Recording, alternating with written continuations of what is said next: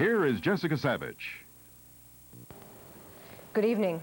NASA announced tonight the Space Shuttle Columbia 2 will lift off at 10 a.m. Eastern Time tomorrow. That's 2.5 hours late. The launch was delayed by problems in the shuttle's data processing unit. Vice President Bush, commissioning the USS Ohio today, said if the Trident nuclear submarine does its job, it'll never fire a shot. Doctors at Baylor College in Texas today reported a new experimental method of treating breast cancer by using protein from a common bacteria. And finally, Fernando Valenzuela, the Dodgers rookie pitcher who confounded hitters throughout the season, got a surprise of his own today, the Cy Young Award. I'm Jessica Savage in New York. More news later on this NBC station.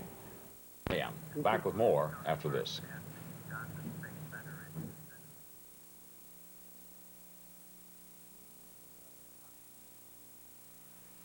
Lipton's chicken in a skillet. Chicken your family will cheer about.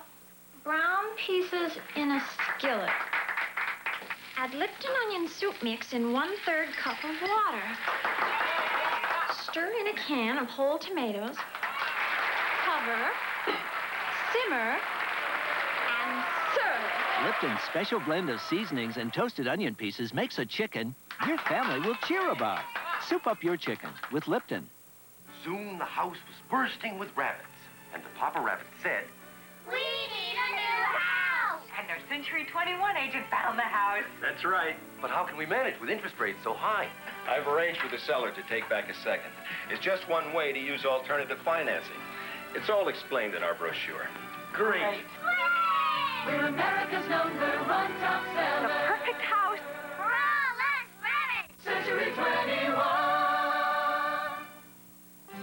Introducing new Style Shampoo with different scientific formulas for different kinds of hair. Style 1, a shampoo that deep cleans oily hair and scalp. Style 2, a shampoo that moisturizes dry, brittle hair. Style 3, a shampoo that adds body to fine, limp hair. Style 4, a shampoo that lightly conditions normal hair. Get the scientific solution to your hair care problem. New Style Shampoo. Back at the Kennedy Space Center, where we are awaiting the end of a hold as we begin then at T-9 toward a liftoff at 10 this morning. The astronauts are ready to go. They've been telling the communicators here that the windows are clean. They can see out of them just fine. And as Joe Engel put it, we think it was Joe Engel, we'll see you in about a week. So obviously they are anticipating no more problems between now and that scheduled 10 o'clock liftoff. We'll be back with more coverage from the Kennedy Space Center of the attempt to launch the Columbia orbiter right after this station break.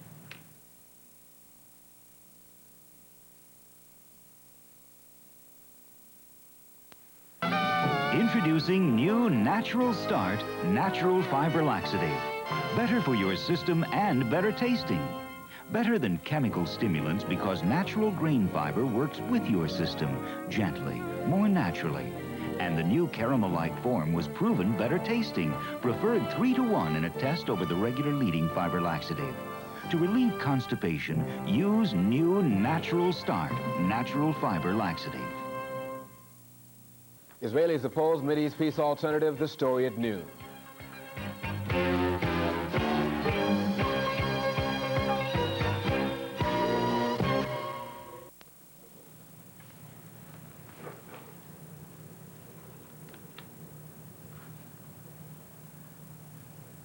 Momentarily, that clock that you see in the lower right-hand corner of your screen should begin counting down once again toward a 10 a.m. liftoff here from the Kennedy Space Center, Cape Canaveral, Florida, and we expect to hear from the voice of the Mission Launch Control, Hugh Harris, describing for us of what we can expect next. Everything looks very good at this point.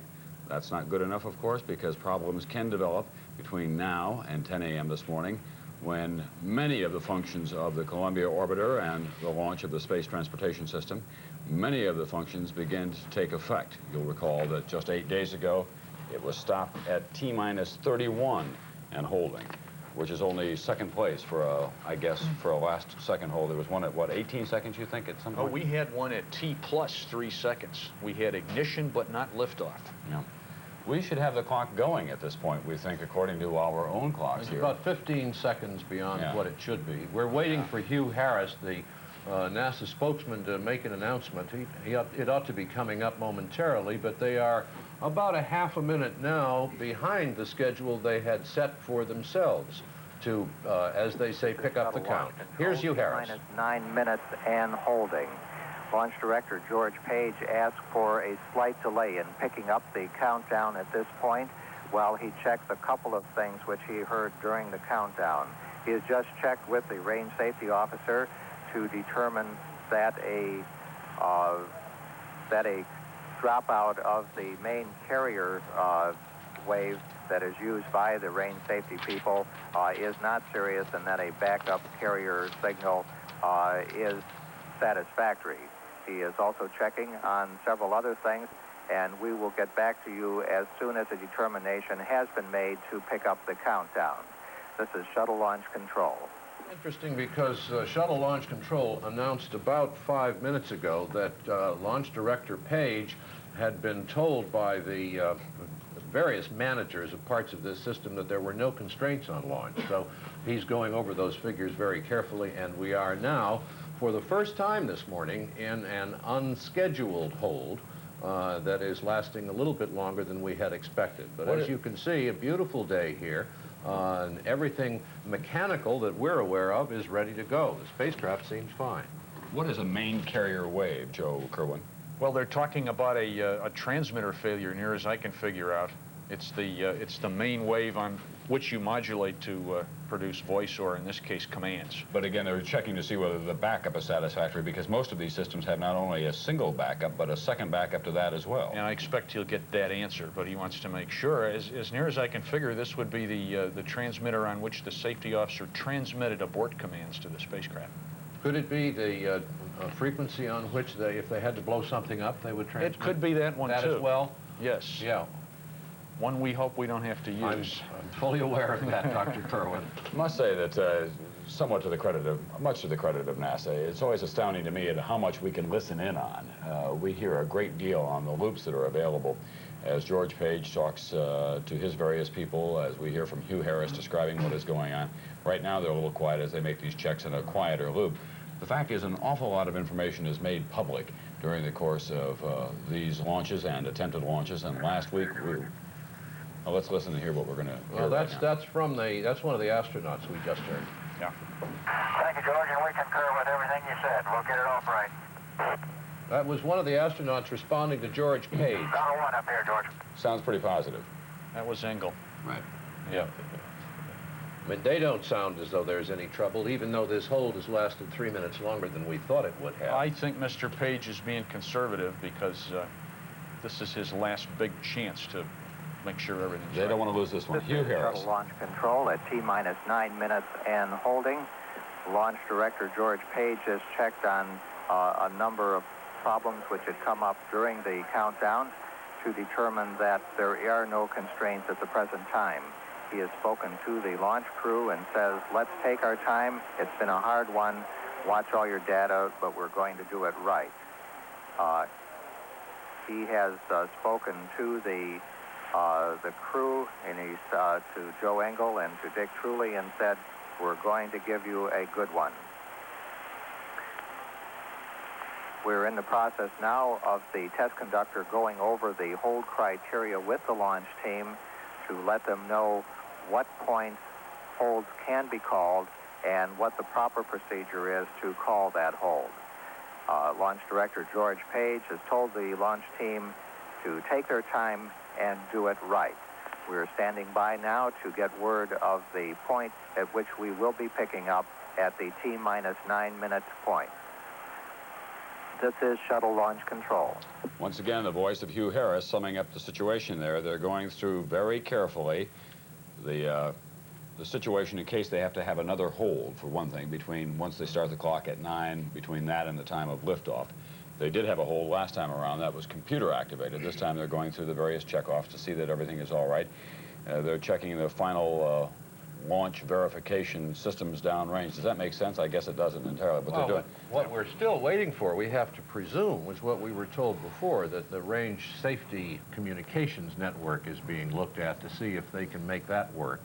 And there's some anomaly, I believe you say, working on that. The reason that it's very quiet is that everything else seems to be working fine. Yeah, everybody has said they're ready to go. All the other various stations along the way. Now they want to check those, and then they want to go over, again, this business that they have to put another hold on. I don't quite understand why they're talking about that myself. That's a routine thing, I think, John. Is it just that? Every launch, at this point in time, they go over now, once more, guys, at 5 minutes, we can hold for this long, at 3 minutes, and so on. Well, I think they, in fact, just did that a few moments ago, and now that they have an opportunity, well, George Page checks everything else, they're going to go run through that procedure again, is what it sounded like to me, because they were... I wasn't sure they'd gotten to that point, or whether they were still ironing out these little problems. But at any rate, once they begin the 9-minute countdown, as we say, at one point Hugh Harris said things happen so fast that we cannot humanly describe them. In fact, they happened so fast they couldn't override the computer last week. The computers begin to take over after 9 minutes. It struck me that in Apollo, we had 3 crew members and 1 computer on the spacecraft. And in Shuttle, we have 2 crew members and 5 computers. 5 computers. I wonder if this is a trend. We've been talking a lot about Dick Truly today, who is 44 years old. He's the pilot, the Navy captain on board the Columbia orbiter. But think for a moment of Joe Engle, the Air Force colonel who flew the X-15 to altitudes of 50 miles. That qualifies as space. He was scheduled to go for a moon landing on Apollo, and the fact of the matter is that the budget constraints on that program cut him out of it, and he was replaced instead by a geologist. He was replaced by now U.S. Senator Harrison Schmitt.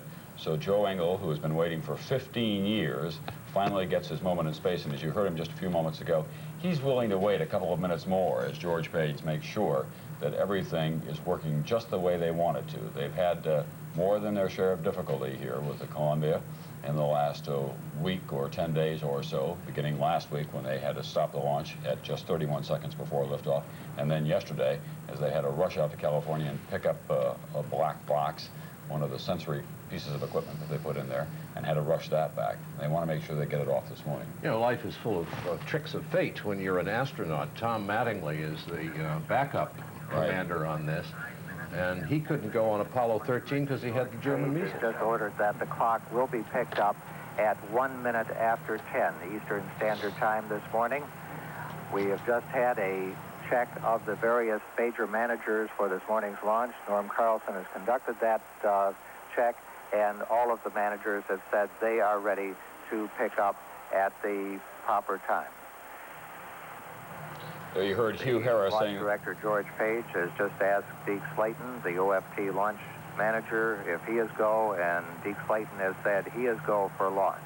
We're about 2 minutes away from picking up the countdown at the T-minus 9-minute point, which would result in a launch at 10:10 a.m. this morning. This is Shuttle Launch Control. That's a 10-minute delay in what they had originally scheduled this morning, or not originally scheduled, but they scheduled overnight. The original scheduled liftoff time today was 7:30 a.m. That's a delay of 8 days. That was the liftoff time scheduled for last week when the difficulties developed. Now they've added another 10 minutes. So they've had a delay officially of 8 days, 2 hours, and now 40 minutes, if all goes well. But so far as we know, they plan what they call a nominal mission. That is 5 days altogether, 83 orbits of the Earth. Each one takes about 90 minutes.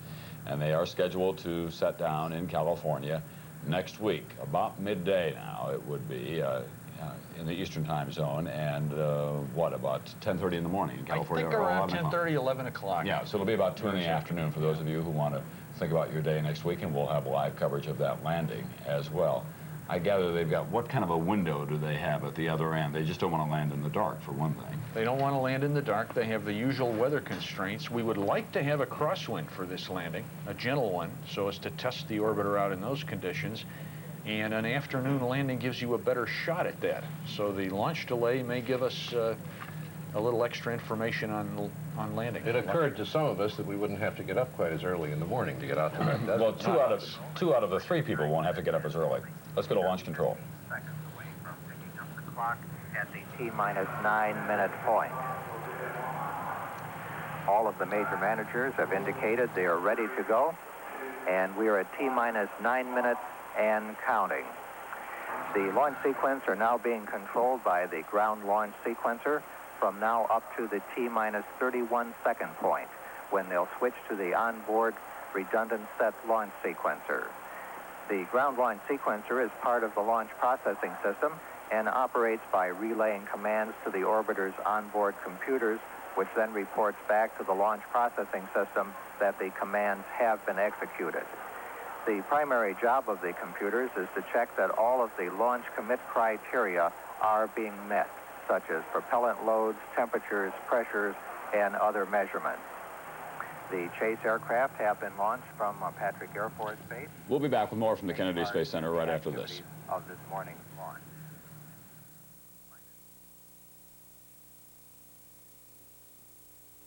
If you like to brush at an angle, you probably use this. It has a nice angle. But what counts is the brush at the end of the angle. Introducing new Oral-B Right Angle. It gives you the Oral-B brush head, recommended by more dentists than any other. There are lots of angle toothbrushes. Only one gives you the brush more dentists recommend. New Oral-B Right Angle. I'm cooking for the world's most exciting man. So what I make has to be terrific. That's why I depend on Ore-Ida French fries. Because I know every batch will taste great. When I make Ore-Ida fries, why he just flies home. That's him now. Smells good. Ore-Ida French fries. All right, Lois, you're superb. 5 seconds away from retraction of the... The clock is counting here at the Kennedy Space Center. You hear Hugh Harris, and what you're seeing now is the orbiter access arm retracting away. This is the walkway attached to the service structure and used by the crew to walk across to the orbiter. So long, Columbia. The crew has been advised to lower their helmet visors, and at T-minus 6 minutes, we'll begin preparations for starting of the auxiliary power unit. The APUs are turbine devices fueled by decomposing hydrazine liquid, which provides hydraulic power to change the angle of the engines, to operate the aerodynamic surfaces, engine valves, and during landing, operate the landing gear. Coming up on the T-minus 6 minute point in our countdown. That's Hugh Harris. The APUs that he was just talking about is where they had the difficulty last time around. They had to change the oil and the filters in 2 of those 3 units. T-minus 6 minutes and counting. The pilot, Dick Truly, has begun the APU pre-start activity. APU pre-start is complete. And it is complete. The development flight instrumentation, which measures stresses on the orbiter during flight, have been turned on. Recorders stop for playback after landing. T-minus 5 minutes, 40 seconds, and counting. This is the point at which the captain says T-minus we're headed 5 for minutes, California. 30 seconds. And pilot Dick Truly has signified the auxiliary power units are ready to be started.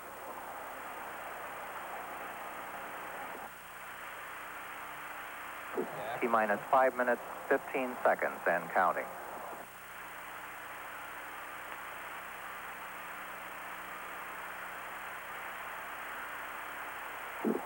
We're coming up on the T-minus 5 minute point.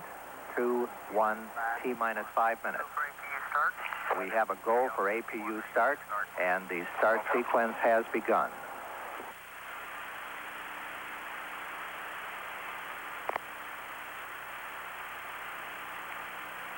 T-minus 4 minutes, 44 seconds, and counting. That's our work. Minus 4:30. T-minus 4 minutes, 30 seconds, and counting. We have a total of 16 minutes of hydrazine supply for running the APUs prior to a liftoff. Okay, APU start is complete. Looks good on board. APU start is complete. T-minus 4 minutes, 10 seconds, and counting.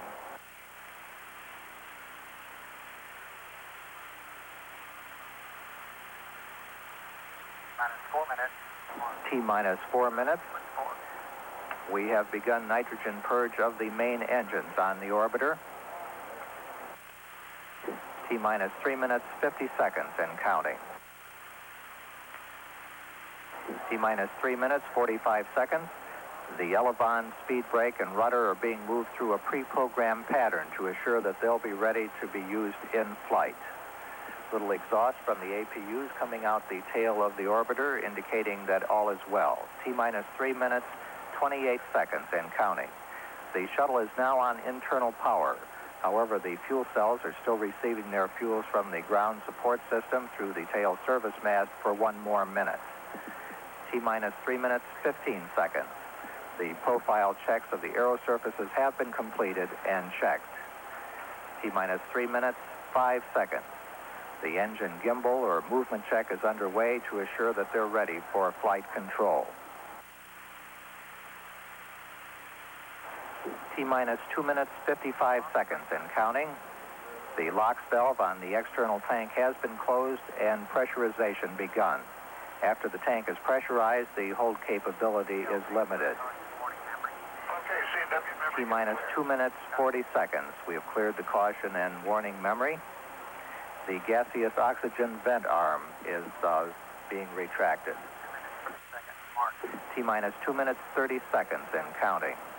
The fuel cell ground supply of oxygen and hydrogen has been terminated, and the vehicle is on its onboard supply.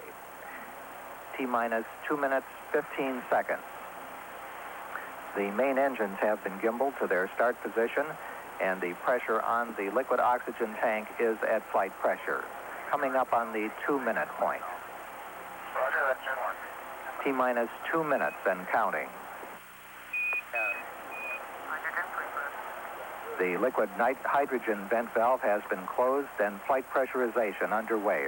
T-minus 1 minute, 50 seconds and counting. Copy. The gaseous oxygen vent arm is almost fully retracted. T-minus 1 minute, 40 seconds and counting.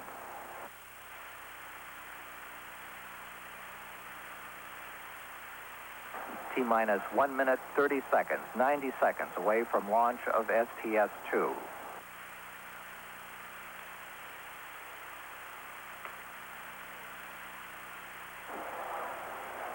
T-minus 1 minute, 15 seconds and counting. The liquid hydrogen tank is at flight pressure.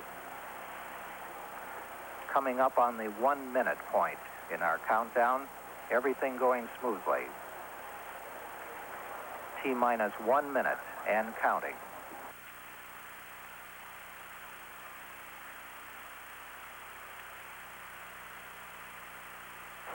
T-minus 50 seconds. The firing system for the ground suppression water is armed.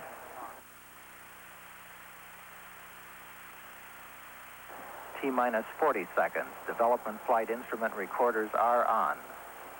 T-minus 37 seconds. We're about just a few seconds away from switching control of launch to the computer sequencer. We have control of the countdown now being conducted by the launch sequencers on board the orbiter. T-minus 20 seconds and counting. The SRB hydraulic power units have started. The SRB nozzles have been moved to start position. Coming up on 10, T-minus 10, 9. We have go for main engine start. We have main engine start. Minus 3, 2, 1. We have ignition. We have ignition of the solid rocket boosters and liftoff. Liftoff of America's space shuttle, and the space shuttle has cleared the tower. Houston now controlling. Mission control confirms roll maneuver started. 20 seconds. Thrust looks good. 25 seconds. Roll maneuver completed.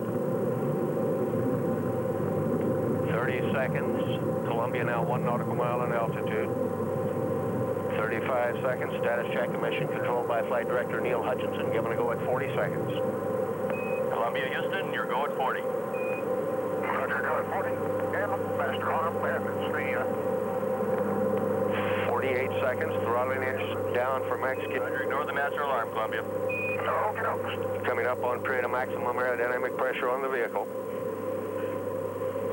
Mark 1 minute. Columbia now 5 nautical miles in altitude, 3 nautical miles downrange. Velocity now reading 2,300 feet per second. 1 minute, 8 seconds. Pass through max Q. Columbia still looking good. Throttling engines back to 100%.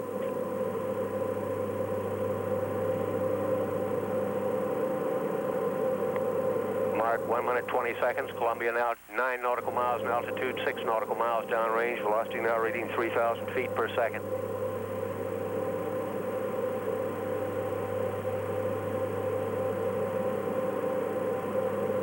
Mark 1 minute 35 seconds. Columbia now 14 nautical miles in altitude, 10 nautical miles downrange. Columbia, Houston, you can expect an evap CNW.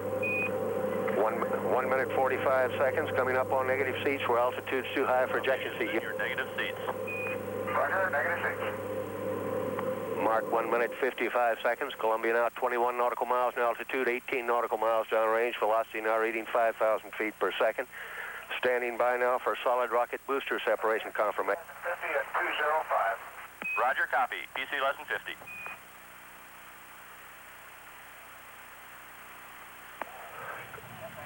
Okay, looks like we got a good SMB signal. Confirm good solid rocket booster separation. Smooth as glass, Houston. 2 minutes 25 seconds. Onboard guidance is converging as programmed. Columbia is now steering for its precise window in space for main engine cutoff. Columbia now 35 nautical miles in altitude, 40 nautical miles downrange. Okay, Houston, verify temps are coming down and looking good. Roger, Columbia, thank you. Mark 2 minutes 45 seconds. Columbia now has 2-engine landing capability at Rota Naval Air Station, Spain. 2 minutes 54 seconds. Status check and mission control given a go for 3 minutes. Columbia, Houston, you're looking good at 3. Roger, copy. Looking good at 3. Mark 3 minutes 8 seconds. Columbia now 46 nautical miles in altitude, 66 nautical miles downrange. Columbia's 3 main engines continue to run smoothly. Ingle and Truly really moving out now. Velocity now reading 6,700 feet per second.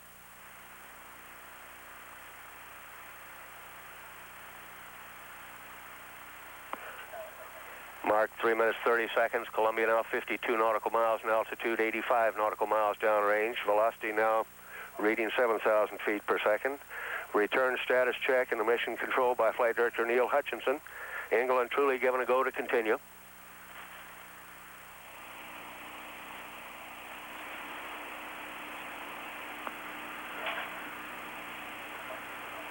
Mark 3 minutes 55 seconds. Columbia now 58 nautical miles in altitude, 112 nautical miles downrange. Velocity now reading 7,900 feet per second. 4 minutes 8 seconds. Standing by for a negative return and pressed ATO call-ups by Capcom Brandenstein. Bye for negative return. Mark, negative return. Roger that. Sounds good.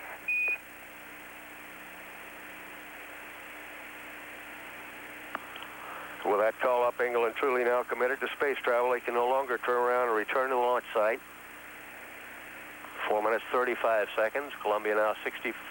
Columbia, Houston, you're pressed to ATO. Copy, pressed to ATO. Looking good here. 4 minutes 44 seconds. For the first time, Columbia has forward abort-to-orbit capability on 2 engines by throttling engines up to 107%.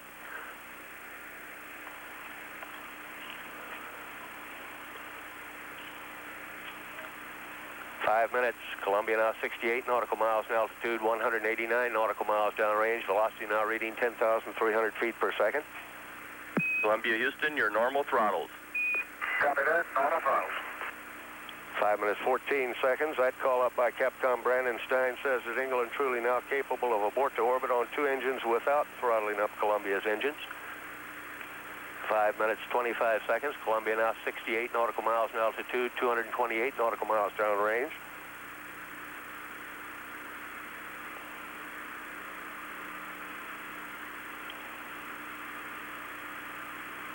Mark 5 minutes 40 seconds. Standing by for press to MECO.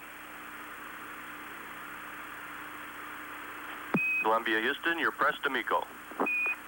Roger, pressed to MECO. 5 minutes. Good show, Dan. This is really smooth. 5 minutes 55 seconds. The press to MECO call from Capcom Brandenstein says, should Columbia lose but 1 engine, press on, keep flying forward. Columbia's engines have enough energy to achieve Columbia, no Houston, latitude. your single engine rota and everything's looking good. Okay, Dan, single engine rota and looking good here. Mark 6 minutes 18 seconds. That report from Capcom Brandon Stein indicates if a two-engine failure occurred, Columbia is capable of an emergency landing at Rota Naval Air Station, Spain.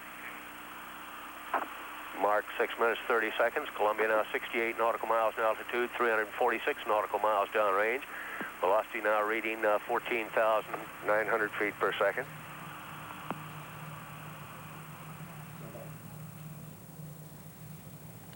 Everything looking very good on the launch of the Columbia orbiter, which had been trouble-plagued for the last 10 days or so, but it took off 10 minutes late this morning after a scheduled liftoff of 10. It went off at 10:10, and as you can hear, the capsule communicator, the CAPCON, is Navy Captain Daniel Brandenstein.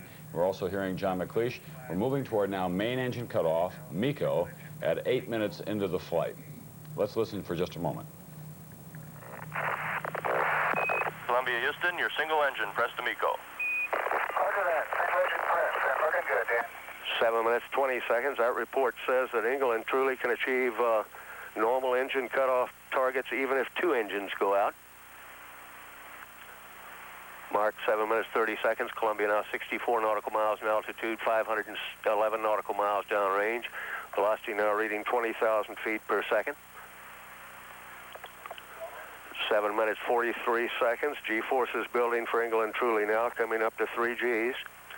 Columbia now 63 nautical miles in altitude, 562 nautical miles downrange.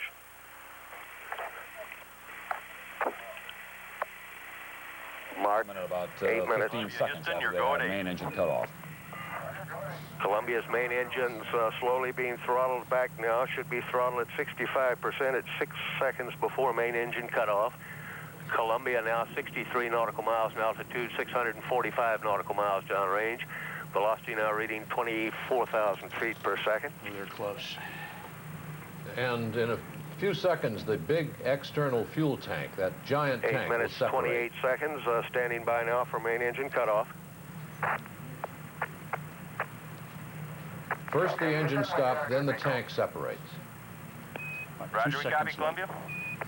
Confirmed shutdown. Columbia now returned to space, not yet returned to orbit. Standing by now for external tank separation. Columbia, Houston, you can ignore the IMU bites. Roger, Houston, we've had ET7. Okay. Roger on the set. That's exactly when it's supposed to 8 happen. minutes, 58 seconds. Confirm external tank separation. ET7 and arrange are good. Columbia now. Roger, we copy. Columbia now performing an evasive maneuver, moving below and beyond the external tank. And the tank will land in the Indian Ocean. Whoa, what's left? 9 minutes, 15 seconds. Go, no go, status check, emission control for the first Ohms burn. Roger, Columbia, we're looking at them. OHMS is orbital maneuvering system. That's to get it into the right configuration so it can go into orbit. They're having a few nuisance alarms in the cockpit. I've heard them a couple times.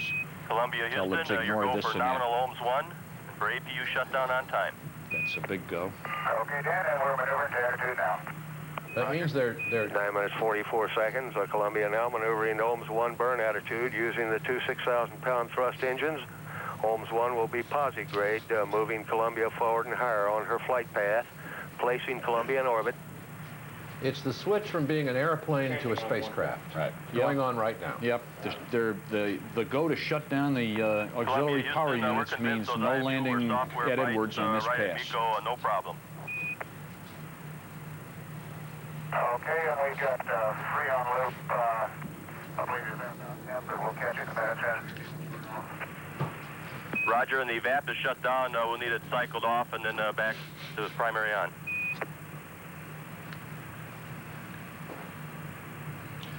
Does a nuisance alarm make a lot of noise?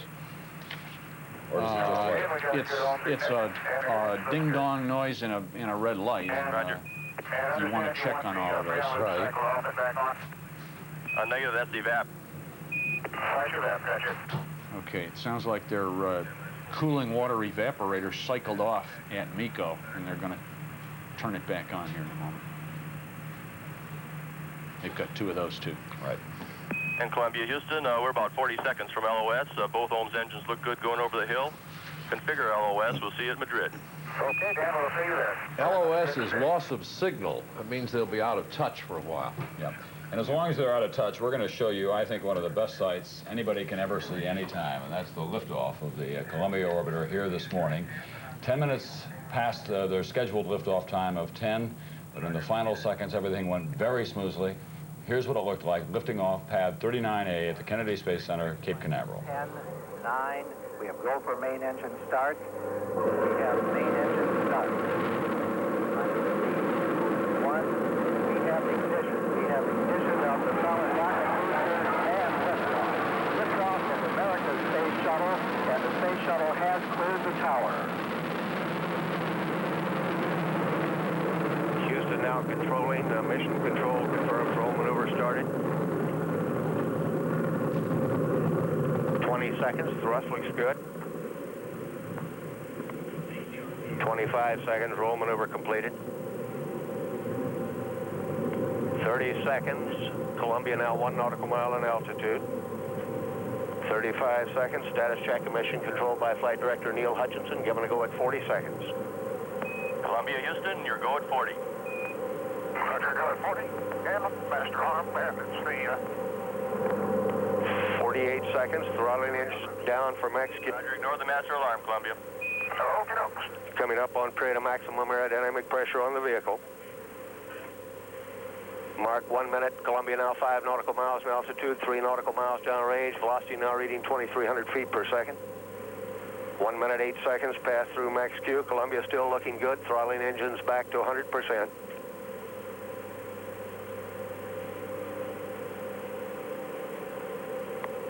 Mark 1 minute, 20 seconds. Columbia now 9 nautical miles in altitude, 6 nautical miles downrange. Velocity now reading 3,000 feet per second. Exceptional pictures of the Columbia Orbiter as it headed toward an orbit today. Here from Cape Canaveral, the Kennedy Space Center, we'll have more continuing coverage of the Space Shuttle system on this, its launch day. But first, this word.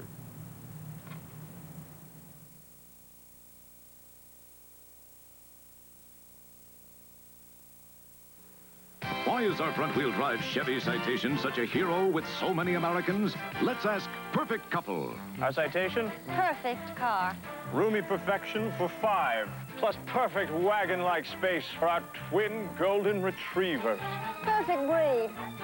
No wonder Citation sales have passed 1 million. Thank you, Perfect Couple, but it's 0.9 million. Okay, nearly 1 million. Nobody's perfect. Chevy makes good things happen. The PM headache. Johnson, I want that contract signed today.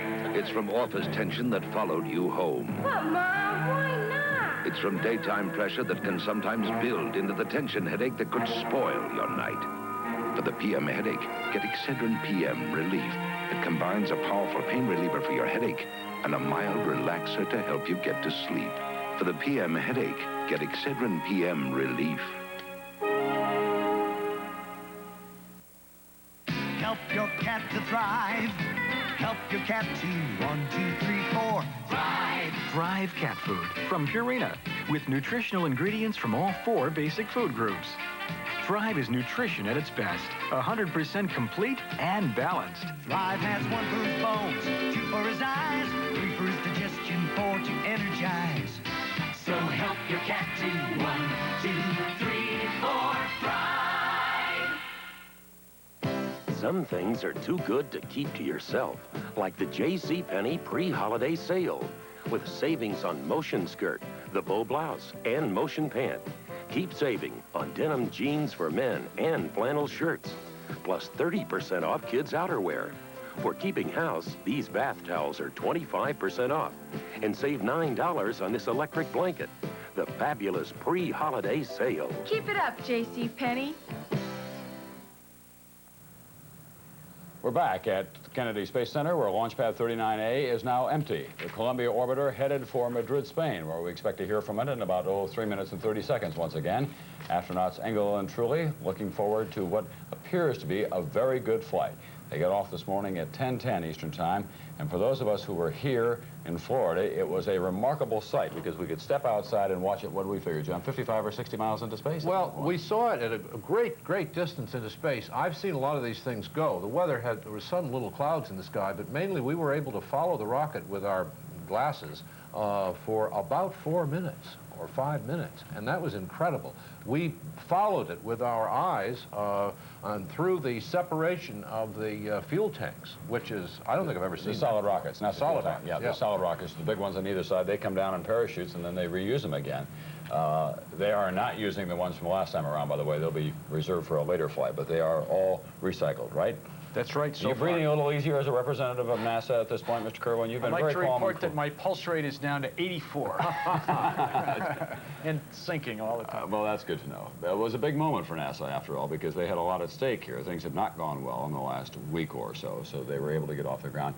It does look like it'll go for its regular mission. If everything continues, that would be 124 hours altogether, 5 days, landing next week in California. Do we have any additional pictures that we can show them at this time? All right, let's take a look at some of those right now, if we can, because there's no use in hearing us talk about it all when you can see these extraordinary sights of the Columbia Orbiter, man's first used spaceship, going back for a second time into familiar territory.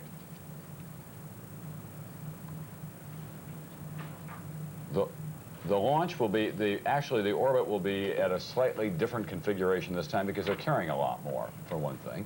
And they want to do a little more orbiting or a little more maneuvering up there with the spacecraft itself. On the way back in, at Mach 24, 24 times the speed of sound, the two pilots, astronauts Engel and Truly, will be hands-on flying at some point to see how it operates at that stage. That's right, and they'll be, in essence, upsetting it a little bit and then watching it correct.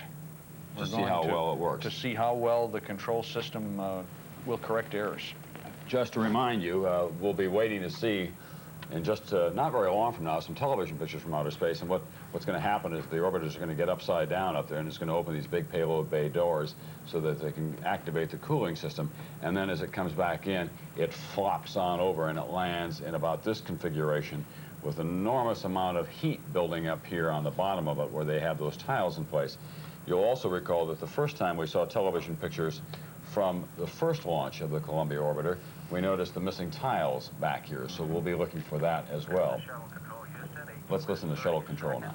Standing by now for reacquisition of Columbia through Madrid. We'll stand by as the conversation picks up between Capcom Brandon Stein and Columbia's flight crew, Joe Engel and Dick Truly.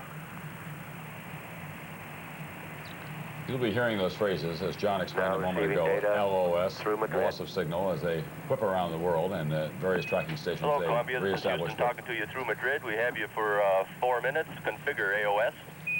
Okay, Dan, we'll do it. We have good ohms burn, good shutdown, and everything's looking good aboard. Roger, we saw the ohms cutoff look good to us, and one point of interest, we noticed that the right ohms oxidizer gauge hung up, and it's indicating about 14% high. Roger, Dan, right ohms oxidizer 14% high. Roger, and we're standing by to watch the gimbal drive check. Okay. Roger, and while Joe is doing that, let me tell you about APU 3. Dan? Okay, go ahead. Okay, somewhere, I think shortly after the ohms 1 burn up, I'm sure you saw it, we got an APU temp message. It was the APU 3 oil temp. It was indicating about 300 degrees. I went to Bravo on the power heater, and it got up to about the limit just before the MPS dump was complete, so I actually shut it down prior to the dump being complete, and did the rest of the procedure normally. Roger, we copy that. Thank you. Okay, Dan, secondary actuator check is coming. Mark. Roger. Joe Kerwin, what does that mean? That they're having some more trouble with the lubrication system and the auxiliary power units, where they change the oil and change the filters? If the onboard instrumentation was reading correctly, we haven't heard from Houston on this, but he said the oil temperature got hot, possibly a plug nozzle, possibly a heater that wouldn't shut off when it was in the number 3 unit. Do you remember whether the number 3 unit was the one that was replaced after the first shot? No, that was the number 2. Number 2 1 and 3 were the units giving us trouble last week.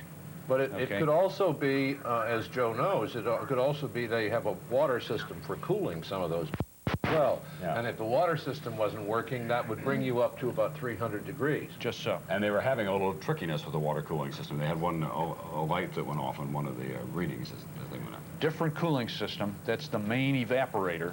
that shut itself down and apparently is now up and functioning again. They've said nothing. I think we ought to remember they've got 3 of those auxiliary power units. They don't need 3 to land, and the number 3 may work again once it's...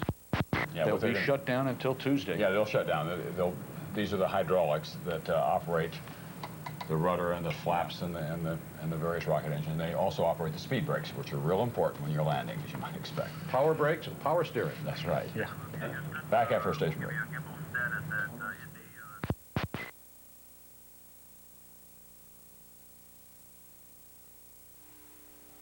Thursday, Stella tries to put out an old flame on Harbor Valley. Then the city slicker learns that a cowboy's best friend is a seatbelt on Lewis and Clark.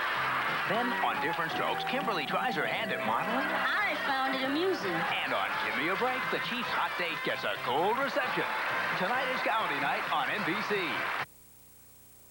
Okay, world, when do you drink Juicy Good Sunny Delight? While you read all the news in the morning, when it's time to sit back at lunch. After school with those snacks every day that you play. Anytime it's time to relax, you know it's Sunny Delight. Made with 3 different juices, orange, tangerine, and lime. Vitamin enriched, ready to drink in the dairy or produce section. You know it's Sunny Delight. The juicy good taste of the town. Everyone knows Value City means name brands at fantastic savings. And right now at Value City, you'll save 50% on a little girl's famous label dress buyout. Carousel goes out of business, and Value City bought out a tremendous selection of hand-smocked dresses for infants, toddlers, and little girls. You'll save 50% off comparable prices. You'll see the famous label in every dress. You'll see these same dresses selling elsewhere at $15 to $20. But at Value City, you'll pay only $6.99, $7.99, and $8.99 during this sensational buyout. Shop one of Value City's 3 Toledo locations. Bolton Promotions brings to Toledo an even bigger antique show and sale. This weekend at the Masonic Auditorium, Friday and Saturday, noon to 9:30, Sunday, noon to 5:30. Israelis oppose Mideast peace alternative, the story at noon.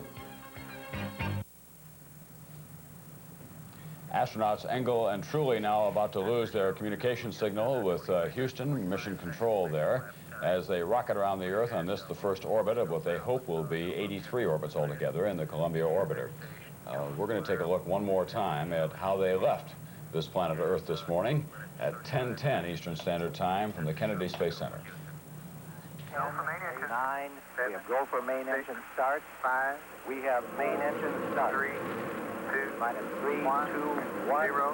We have ignition of the solid rocket boosters and liftoff. Liftoff of America's Space Shuttle, and the Space Shuttle has cleared the tower. Houston now controlling. Mission Control confirms roll maneuver started. 20 seconds. Thrust looks good. 25 seconds. Roll maneuver completed. 30 seconds. Columbia now 1 nautical mile in altitude. 35 seconds. Status check and Mission Control by Flight Director Neil Hutchinson. Given a go at 40 seconds. Columbia, Houston, your go at 40. Roger, go at 40. And master arm, and it's the... 48 seconds. Throttling it down for Mexico. Roger, ignore the master alarm, Columbia. Coming up on period of maximum aerodynamic pressure on the vehicle. Mark 1 minute. Columbia now 5 nautical miles in altitude, 3 nautical miles downrange. Velocity now reading 2,300 feet per second. 1 minute, 8 seconds. Pass through Max Q. Columbia still looking good. Throttling engines back to 100%.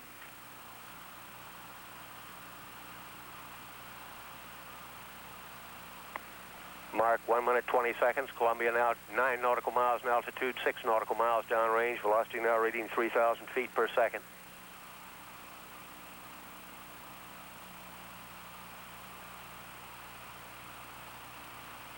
Mark 1 minute, 35 seconds. Columbia now 14 nautical miles in altitude, 10 nautical miles downrange. And Columbia, Houston, you can expect any BAP, T&W.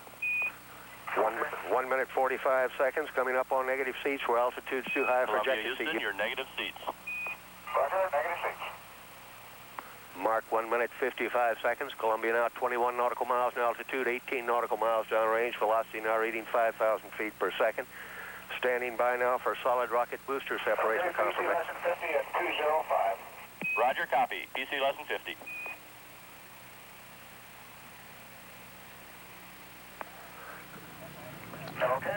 We're back. You're looking at the launch. The videotape recording of the launch of the Columbia Orbiter as it left here this morning at 10:10. For those of you who want to kind of set your morning according to our schedule, we expect to get the first television pictures at about 11:45 Eastern Standard Time this morning, and we'll have live coverage across the country, of course, but that's how it looks at this time. The first pictures will show that big payload bay as they open the doors. That's critical to the cooling of the spacecraft. The astronauts, Engel and Truly, now out of radio contact. Some small problems apparently developed on board. How major they are, we don't know. Some heating of the oil on one of the auxiliary power units. They simply shut it down, but things do look very good indeed for a successful flight of the Columbia Orbiter. This, the first used spacecraft to go back into space. And we'll be back with more from the Kennedy Space Center after this.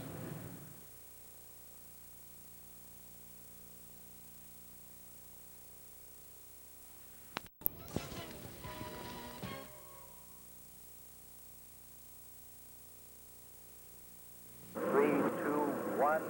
We have ignition. We have ignition of the solid rocket boosters and liftoff. Liftoff of America's Space Shuttle, and the Space Shuttle has cleared the tower. A perfect launch today of the Space Shuttle, but hidden inside the spacecraft was a problem which will bring it back much earlier than expected. This is NBC Nightly News with John Chancellor at Cape Canaveral and Roger Mudd in New York. Good evening. The Space Shuttle has a problem tonight, which is going to bring it back to Earth 70 hours earlier than planned. The shuttle had been scheduled to land on Tuesday morning, but the problem, which developed only a few hours after a perfect launch, means that it will come down on Saturday afternoon at Edwards Air Force Base in California. The 5-day trip is now a 2.25-day trip, which NASA calls a minimum mission. The problem is this: there are 3 electrical generators aboard the spacecraft, which are called fuel cells, and one of them won't work. The rules say that if only 2 are working, the mission must be cut short. More from Roy Neal at Mission Control in Houston. This is a fuel cell that looks a lot like the one that caused all the trouble. It has hydrogen in one end, oxygen in the other. The trouble was the fuel cells seemed to be leaking, which was putting hydrogen and oxygen into the spacecraft. This, in turn, could have been a dangerous situation. That fuel cell, number 1, has now been disabled. It's dead. That leaves 2, and that means the mission will have to be shortened to 54 hours, which would bring the astronauts down on Saturday afternoon. With me is Dr. Robert Parker, an astronaut who's been following the problem of the fuel cell. Bob, what does this do to the astronauts? What this does to both the astronauts and the mission is that it means we will still try to accomplish a large number of the tests on the manipulator arm tomorrow, and also carry out a certain amount of the observing for the various experiments on board. There's a pre-mission plan of what we call a minimum mission plan, which has a 54-hour reserve, and which allows us to accomplish what we might call the major objectives of the mission. Of one thing we can be sure: those fuel cells will get a thorough testing before they ever fly again. Earlier today, the astronauts did some troubleshooting with a television camera, and that paid off in some excellent television pictures. This is a television picture sent back this afternoon from the Columbia. The camera was being operated by Houston, as astronaut Joe Engel reported to Mission Control. Both Dick and I are feeling real well. We're certainly feeling the effects of zero-G, the fullness in the head and all that, but we're feeling real good. Good, glad to hear it. This is the cargo hold. You're looking to the rear of Columbia. You can see the big 50-foot long maneuvering arm off to the side and the science package amidships. Farther back are the rounded pods that house rocket engines. No tiles appeared to be missing this time as there were on the first flight of the Columbia. Apparently, the problem of damage during launch has been resolved, and so have most other problems. The astronauts spent a busy day troubleshooting. They were in constant contact with Mission Control, throwing switches and reading dials, trying to fix that bulky fuel cell. The Columbia is flying upside down so that its cameras can see the Earth below while looking at the payload bay. And in this picture, you can see the Pacific as the astronauts were passing over Hawaii.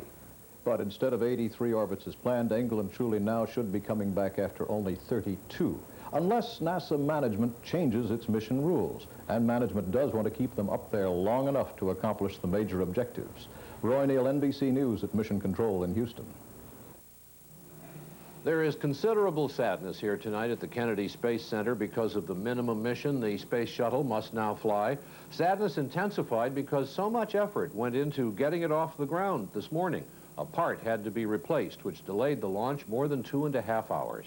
When it did get off the ground, it created a beautiful sight, which we're going to show you now. Watch closely. These are unforgettable pictures.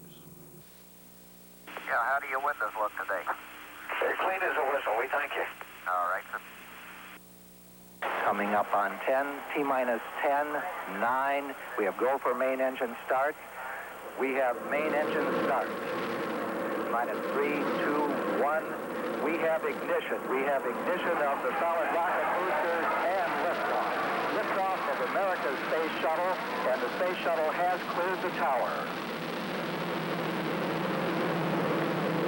Houston now controlling. Mission control confirms roll maneuver started. 20 seconds. Thrust looks good. 25 seconds. Roll maneuver completed.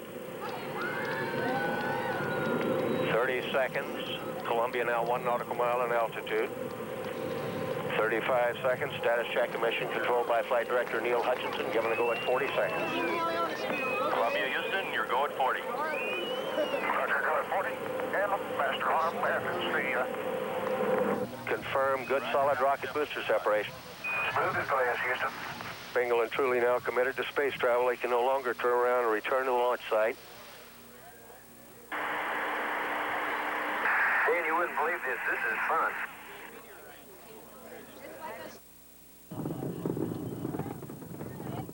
Some sight. And if the space shuttle is now working imperfectly tonight, the astronauts are in fine shape, although obviously disheartened by their shortened mission. This afternoon, we were monitoring the communications link when the astronauts called down to say, "Do you think we can recover the fuel cell?" And Houston replied, "We don't think we can." And at that moment, Joe Engle and Dick Truly, who had a triumphant launch, learned that they would have to cut their mission short. Today is Truly's 44th birthday.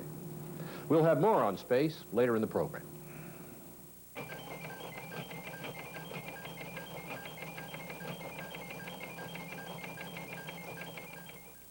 Here's how I talked my husband into Buick's little limousine. First, I pointed out how elegant it looked. I mean, just look at it. Then I showed him how cushiony and comfortable it feels inside. And I said, just consider how economical the Regal is to drive. I was very convincing. The only problem is, now that I've talked him into it, I can't seem to talk him out of it. Hi. Hi. Wouldn't you really rather have a Buick?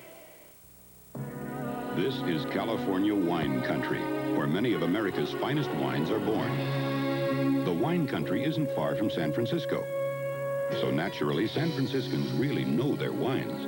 And the white wine they drink most is Almaden Mountain Chablis. In fact, they buy more Almaden Mountain Chablis than Taylor, California Cellars and Inglenook Naval Chablis combined. Why? Pour yourself a glass of Almaden Mountain Chablis. You'll find out. President Reagan tonight refused to accept the resignation of Budget Director David Stockman after Stockman had confessed to one of Washington's oldest sins, a loose tongue. Stockman said his comments in the current Atlantic Monthly, which he did not disown, had done the president a serious disservice. Emery King reports from the White House. In an emotional late afternoon news conference, Stockman told reporters he tried to quit during his meeting with President Reagan. During the meeting, I tendered my resignation. I did so because my poor judgment and loose talk have done him and his program a serious disservice. Worse, they have spread an impression that is utterly false. At the end of the meeting, the president asked me to stay on the team. Stockman said the quotations in the magazine article were his words, and he tried to explain what he really meant by them, point by point, that the president's tax cut was a Trojan horse. A Trojan horse is a wooden beast without a brain. And had I recalled that, I never would have used that metaphor. That supply-side economics was really the old trickle-down program. Whatever term you use, supply-side tax cut, or trickle-down, or a pro-investment policy, my understanding and our purpose and the president's goal is to get the economy expanding by causing more savings and investment that the administration didn't add up all the numbers in thinking the budget through. No, I didn't make up numbers. I didn't invent numbers. I think it is fairly obvious that a budget consists first of an economic forecast, which is just a best guess, a best estimate of what's likely to occur, especially now in a very volatile, changing economy over a period of time. And he expressed his total support for the president's economic program. I would not be here now, nor would I have worked 16 hours per day for nearly a year if I did not believe in the president and in his policies. The White House says the president expressed dismay in the meeting at the possible suggestion his administration might seek to mislead the American public, and he stated unequivocally he would not tolerate any such behavior. An administration official said Stockman was not being fired because the president was satisfied he would continue to advance his policies, and he is a very capable public servant. Emery King, NBC News, the White House. Nothing fascinates the power brokers on Capitol Hill so much as a fall from grace. And as Ken Bodie reports, almost everybody on the Hill not only watched Stockman's fall, but also had something to say about it. What Stockman termed his loose ramblings to a reporter nearly brought business to a halt on Capitol Hill today. There were calls for his resignation. Mr. Chairman, or Mr. Speaker, I take the floor today to call for the resignation of David Stockman. I think the president should have accepted his resignation. And a close reading of it would lead one to the impression that it was all sham. What has been said here is the numbers that we were given in good faith were dishonest. Here and there, Republicans tried to defend Stockman. He has led the charge for changing the basic direction in this government. There's a lot of vested interest in this town that would like to see him unhorsed. On the floor of the House, Democrats were convinced that Stockman had unhorsed himself. The whiz kid apparently had a crib sheet. House Speaker Tip O'Neill said that in the entire Reagan administration, only David Stockman understood the budget process well enough to create such a mess.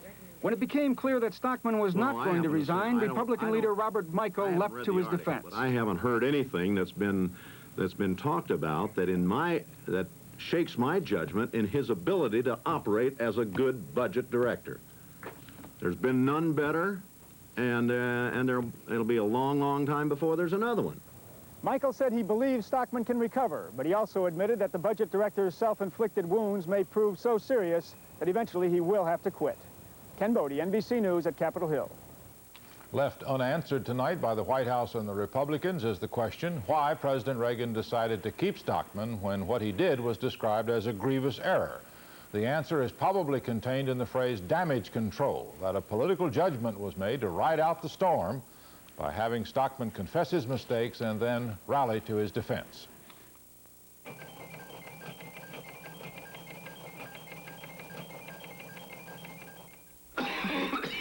Diggs Formula 44D, please. Helen, with this nasty cough plus congestion, I need... Formula 44D. But Helen, I need a decongestant, not just strong cough medicine. You need Formula 44D. It's strong like Formula 44, has the strongest non-narcotic cough suppressant you can buy, plus ingredients to help unstuff your nose and loosen up for chest congestion. That's what I said. Formula 44D, strong for coughs plus congestion. When I smoke cigars at home, my friends never object, because I've got a Pollenex Pure Air 99. It has a 4-stage filter, including activated charcoal. It removes smoke, pollen, and dust, everything but your relatives. Smoke goes in here, clean air comes out here.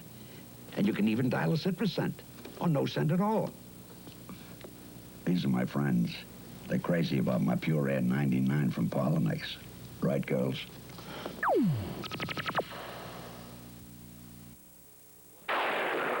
The bender's kind of caved in. Don't worry about the car, as long as you're okay. The old way to find out what your car insurance covered was to have an accident. Sentry, one of the country's largest insurance companies, changed that by inventing the Plain Talk Car Policy, written in words you can understand, so you know exactly how you're covered. That's more than just protection. That's peace of mind. Is it him? All's well. With Sentry, you know all's well. There was an assassination attempt in Paris this morning on the life of the ranking U.S. diplomat. Christian Chapman, the chargé d'affaires at the American Embassy, escaped by inches, several bullets fired at him by a man who had waited outside Chapman's home. The White House said President Reagan deplored the attack.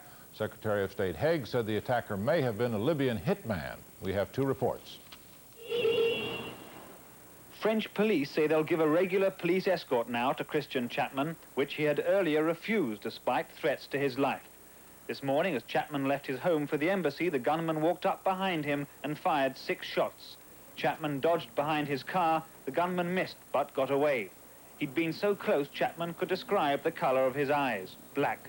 He said he was a handsome man, a Middle Eastern type. After the shooting, Chapman went straight to the embassy in another car, an armored limousine. Chapman has been the senior American diplomat in Paris since the former ambassador Arthur Hartman left for Moscow in September. Despite reported threats by Libya to hit at U.S. diplomats in Europe, Chapman's own car was apparently not bulletproof, and he'd taken no personal precautions, though security had been beefed up at the embassy. I had no guards because I had asked for none. It isn't known who attacked him or why, but Chapman condemned the assassination attempt, saying violence would not affect American policy. Because it's not going to change the operations of this embassy. I'm not going to change my way of operating or my work by a millimeter. And it's not going to alter the policies of the American government in any way. The French government said it was happy Mr. Chapman escaped unhurt. Otherwise, there's been little public reaction here. Martin Fletcher, NBC News, Paris.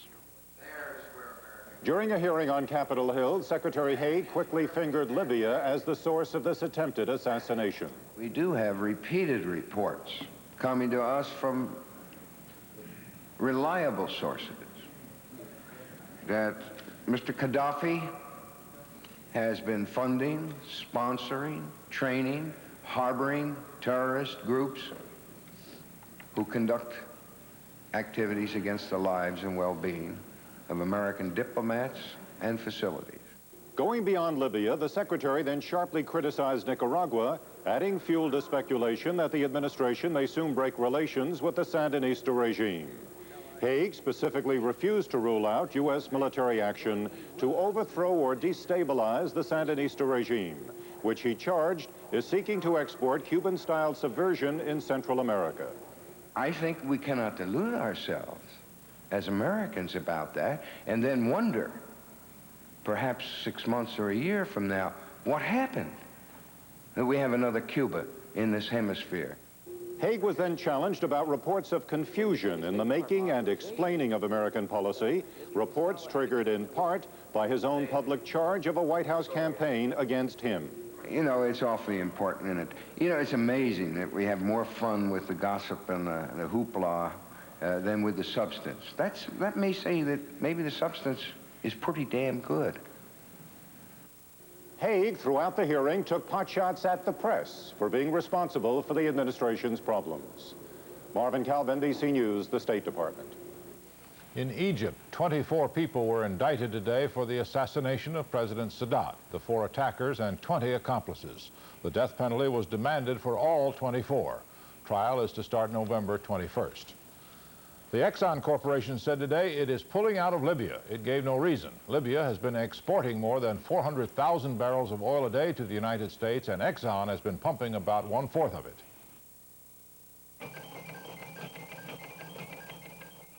If you're worried about stains on your dentures, don't have the cherry pie unless you have the cream, Denture Cream.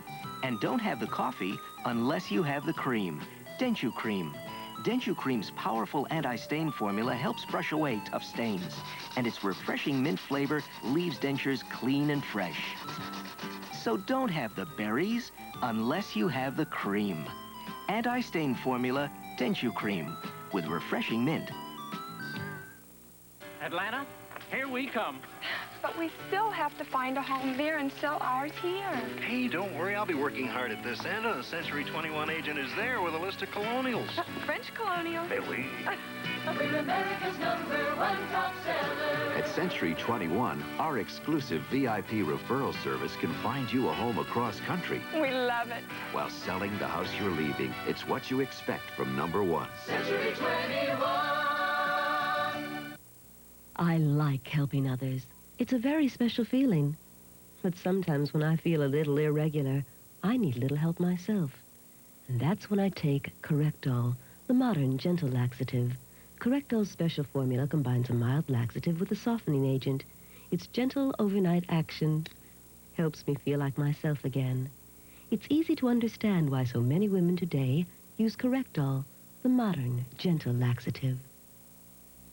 Several major banks cut their prime lending rate to 16.5% today. The rate has been falling for 2 months and is now the lowest it's been since last November. The Reagan tax program passed by the Congress permits companies losing money to make capital investments and then sell the tax credits that result. One deadline for such tax deals is tomorrow, and so the scramble to make them has been brisk. Mike Jensen reports. It's the hottest thing to hit Wall Street in months. Companies selling tax credits to each other in what are called leaseback deals. Investment bankers are the middlemen. Greg Malcolm of First Boston. The team we have working on it in the last month has been working 7 days a week, clearly. And in most cases, you know, from 7 in the morning to 12 at night. Just, in many cases, all night. Here's how it works. Say Ford buys $1 billion worth of machinery. The government gives Ford a $100 million tax credit as an incentive. That's $100 million in taxes that Ford doesn't have to pay. But because Ford is losing money, it doesn't pay taxes anyway. So the tax credit doesn't do it any good, not right away. Therefore, for tax purposes, Ford sells its machinery to IBM, which leases it right back to Ford. In effect, Ford has sold its tax credit to IBM, which is making money and can use the credit. Hundreds of millions of dollars in tax credits have already been sold by Ford, B.F. Goodrich, and dozens of other companies, including Wheeling Pittsburgh Steel. The deadline for the first phase of the program is tomorrow. All this is terrific for Wall Street. The investment bankers are making a bundle putting the deals together. And obviously, it's great for big business. It's not so good for the average taxpayer. He can't do it. And the big companies will be paying about $4 billion less in taxes this year. Mike Jensen, NBC News, New York. France's socialist government is nationalizing 36 of the country's remaining private banks. Most of the bank owners don't like it, but they're going along with it. As Jim Bitterman reports, one banker whose name is almost synonymous with wealth is going along, but every step of the way has been bitter. Rothschild had a world influence in European terms during the 19th century because they were the bankers of states, governments. Few families have had so much wealth and wielded so much power for as long as the Rothschilds.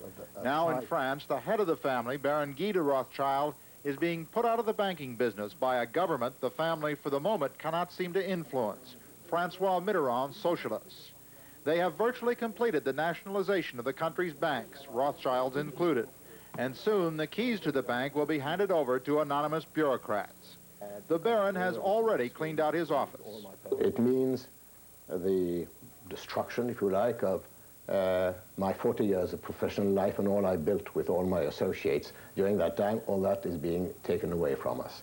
From the very beginnings of the family fortune 2 centuries ago, in the Frankfurt ghetto where Mayer Rothschild, a junk dealer, used to pick up old coins to sell to the local Prussian prince, the family dealings have always been with powerful men. Rothschild money bankrolled Wellington against Napoleon, and later Napoleon III against Austria. But the men who run France now, Rothschild says, have treated the family shabbily.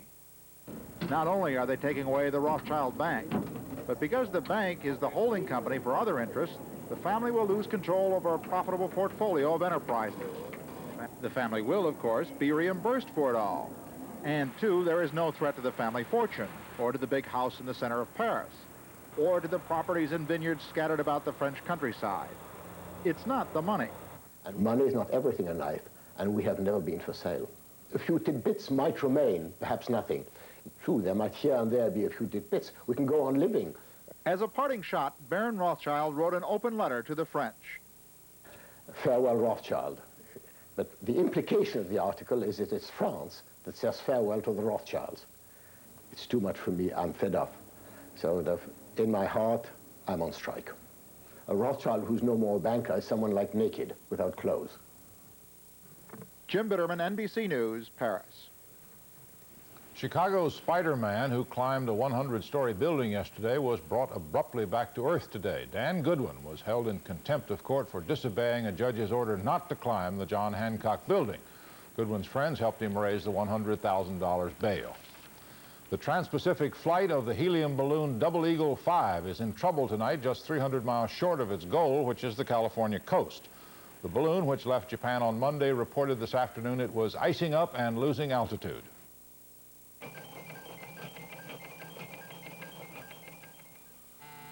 Hello. I like this Remington microscreen rechargeable shaver so much, I bought the company. It shaves as close as a blade, or I'll give you your money back. The first microscreen is so thin it shaves incredibly close. The second even closer.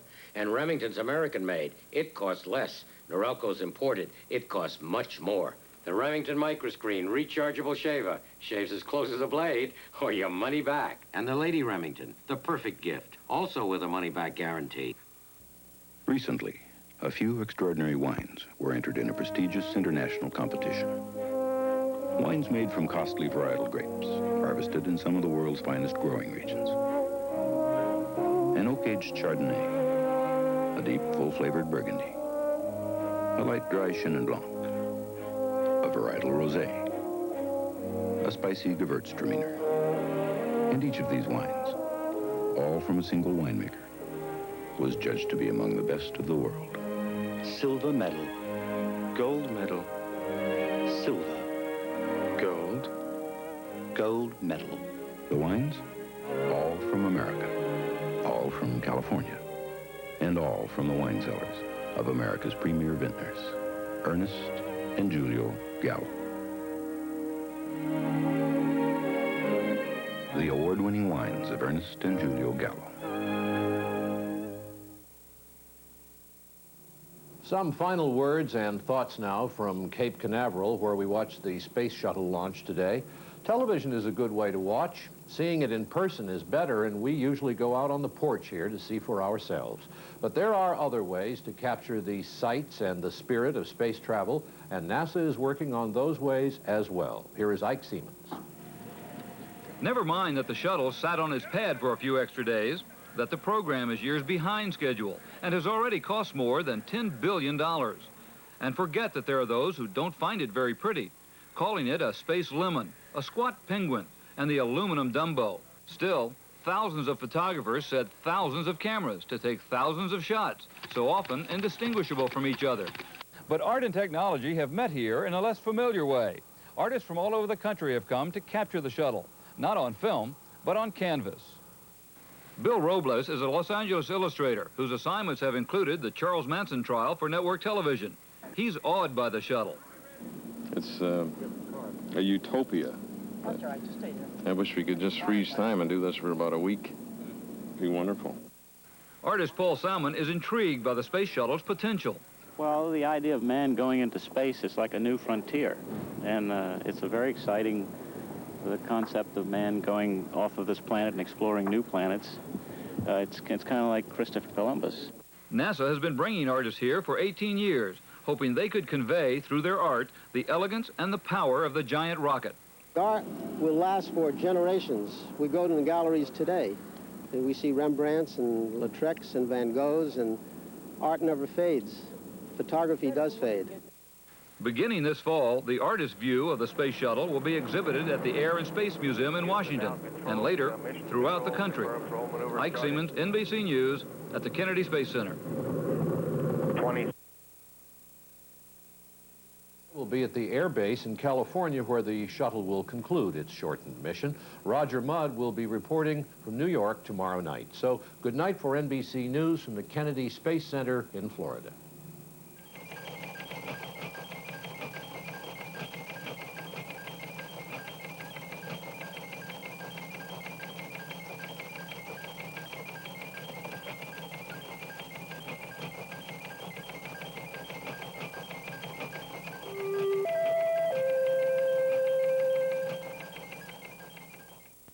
Thursday on Different Strokes, Kimberly becomes a model. I found it amusing. And on Give Me a Break, the Chief's hot date gets a cold reception.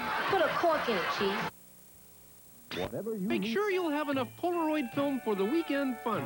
Will you have enough? We who? Polaroid means fun. Here's something of interest to every employer.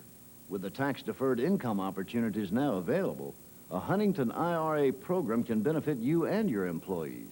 To make IRAs an easy-to-administer employee benefit, we have a range of deposit options designed to fit your payroll system. We can even relieve you of all the burden of payroll deductions. Just call Huntington IRA Central. Huntington Banks. We're never satisfied until you are. If you haven't tried pan pizza at Pizza Hut, you don't know what you're missing. It's a pan full of homemade goodness. With a tender golden crust and pure mozzarella cheese. Topped the way you like it. Oh, yes. There's nothing quite like the taste of pan pizza at your hometown Pizza Hut restaurant. You ought to try a slice at your hometown Pizza Hut, home of pan pizza. More controversy in the proposed marathon takeover. NBC, the magic keeps on growing. NBC, our pride is showing.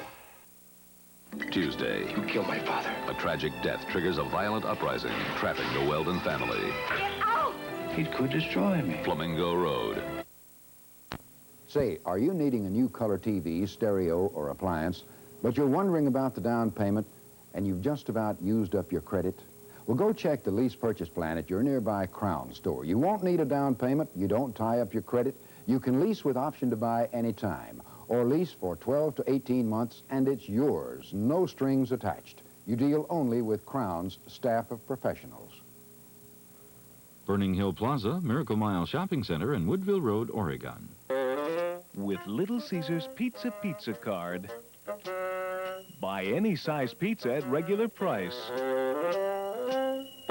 Get an identical pizza. Yes, Little Caesars Pizza. You just can't get a better value, and you won't taste a better pizza. Where else can you get two great pizzas for so little money? Nowhere.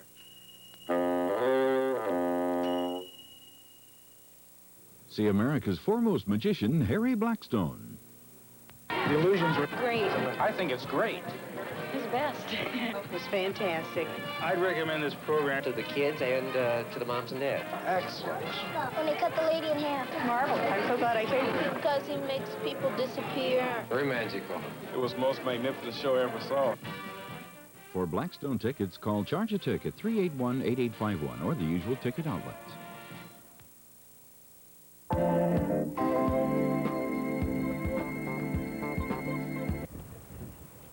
We're back once again. We want to tell you that right now the astronauts Engel and Truly are flying the orbiter at about 16,800 miles an hour. They're putting it through a variety of tests in which they have their hands on the controls to see how stable this aircraft is at high speed. Here's our clock now on the countdown. Let us show it to you. And there is the Columbia orbiter approaching the west coast of the United States. Due to touchdown here at the Rogers Dry Lake Edwards Air Force Base in just over 19 minutes.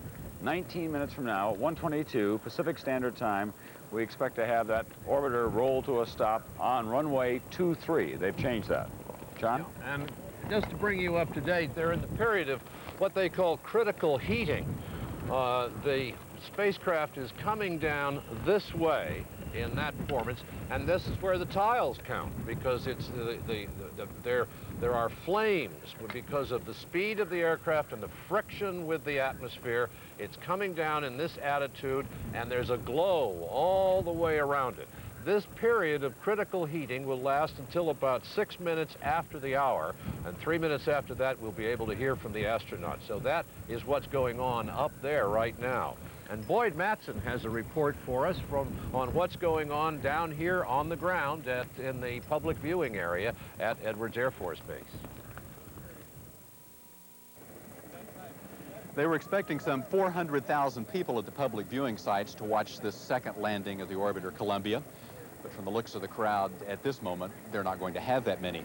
Last spring when we were here, you could see the traffic lined up for miles, people still coming in even as the Columbia was touching down. It doesn't look like that situation will reoccur. But there are a lot of folk here at this moment, and some of them have been here all night, sleeping out on the ground. One person even brought a mattress to make the ground more comfortable. They were entertaining themselves, playing guitars, listening to radios, cooking out all night long.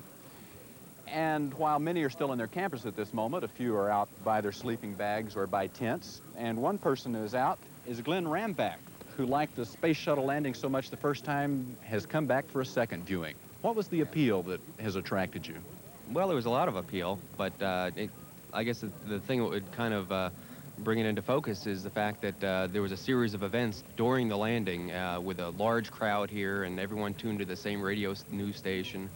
There was a series of events. The first event was when they had the burn for deorbit and they come out of orbit, and that was successful, and everyone was excited because that was the first time that ever happened.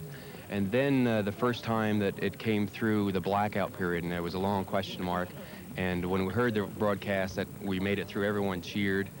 And then there was about 7 minutes later, there was a sonic boom went by and everybody went wild. A couple minutes later, everyone started to see it. I have eye contact with it, and everyone got very electrified and excited. And then the last thing was when it finally touched down, all these radios that were tuned to the same station started playing a national anthem, and it was a very electrifying experience. Everyone enjoyed it. It's, having been here, it seemed like a very patriotic moment when everybody got in the spirit of America. Yeah, it was, absolutely. And it's something to be proud of. I think it's a very great technological feat. Well, it must have been exciting if it brought you back here to camp out, sleep out all night with your son out here and brave this wind and cold weather. Yeah, small potatoes. It was worth it. Well, that's the way things are going at the moment on the north side of the lake bed. And now we'll go back to the anchor desk. Thank you very much, Boyd Matson. We're listening now 16 minutes away from touchdown here at Rogers Dry Lake Bed at Edwards Air Force Base. Is expected to cross the coastline of California in the Big Sur area, right about San Simeon, at an altitude of 130,000 feet, and a distance at that point to Edwards of 198 nautical miles, velocity about 6,400 feet per second. Ground track then takes it just a few miles south of Paso Robles, 176 nautical miles from Edwards. Velocity at that point 5,900 feet per second at altitude 124,000. All right. We've been listening there to Dick Young, who's a spokesman for NASA. We're going to go to a commercial now because we want to come back and pick up the communication from the orbiter as it comes out of the blackout period. We'll be back after this.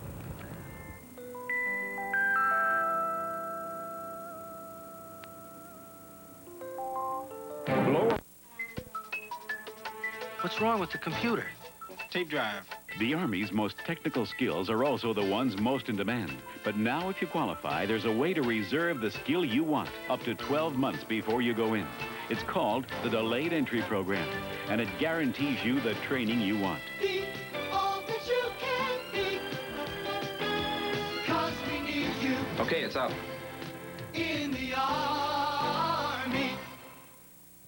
Stetson, cologne for men. When your man likes his fragrance with style, Stetson fits when he likes it easy to wear. Stetson fits when he likes his fragrance comfortable, and it's a feeling you share.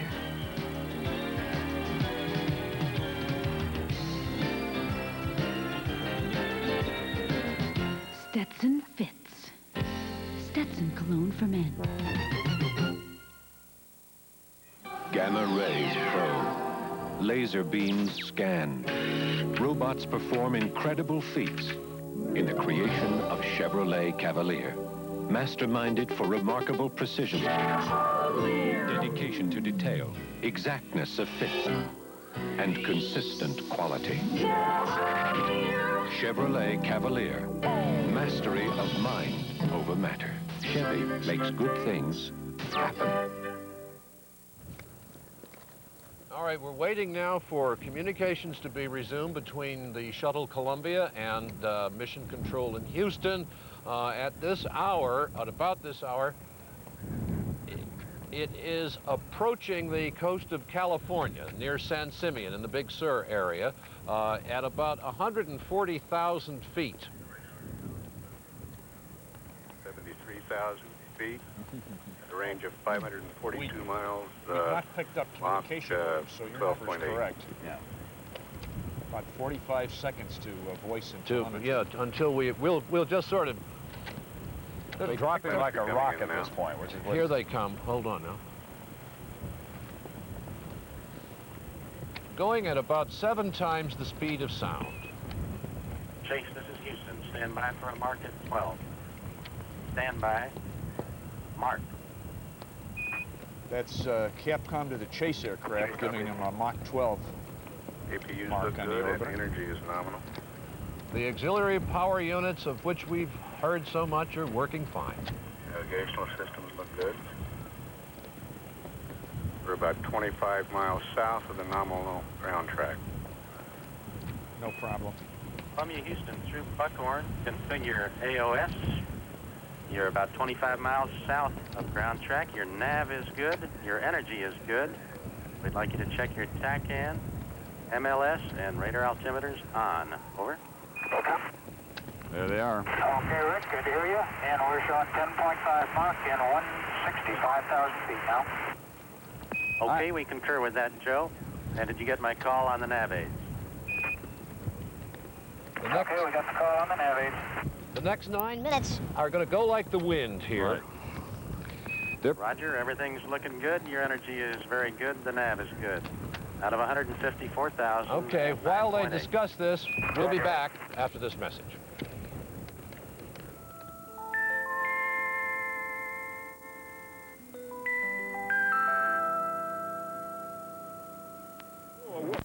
Now, you can shop with money in your checking account and never write the check. MasterCard, too. It looks almost like the MasterCard card. It's accepted like the credit card around the world and goes through the imprinter the same way. But what you spend is paid from your personal checking account. No bills, no interest. That's it. It looks like a credit card, but MasterCard, too, works like a check. Carry both. You'll want the two, too.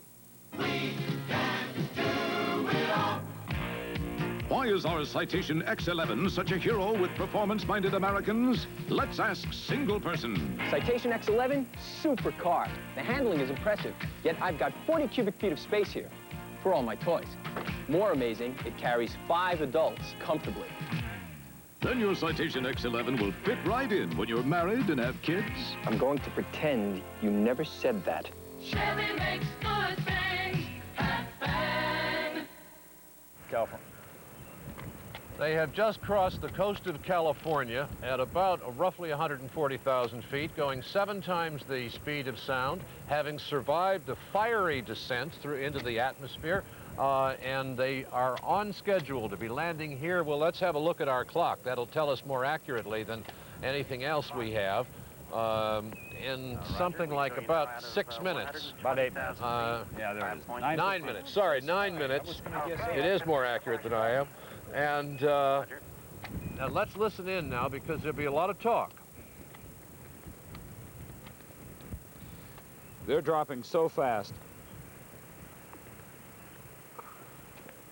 115,000 feet, Mach 5.3, range 148 miles. Speed brakes are at 100% at this point. This wind is going to tend to blow Joe east away from the runway as he makes his turn, and he's going to have to steepen up the turn. 110,000. Okay, roll reversal right at 40. Roger. Okay, they'll be... Left roll reversal now at 108,000. They're just south of Bakersfield Range now. 125 miles, Mach 4.5. 4.5 times the speed of sound. And you'll hear those Mach numbers drop. You'll also be hearing a sonic boom, maybe 2 as we heard that. 2, Mark. Roger. And that was PTO 3, Rick. Sorry about that. Roger. That was a big one, and it was completed by 4:05. Okay, we concur. Speed brake coming in now.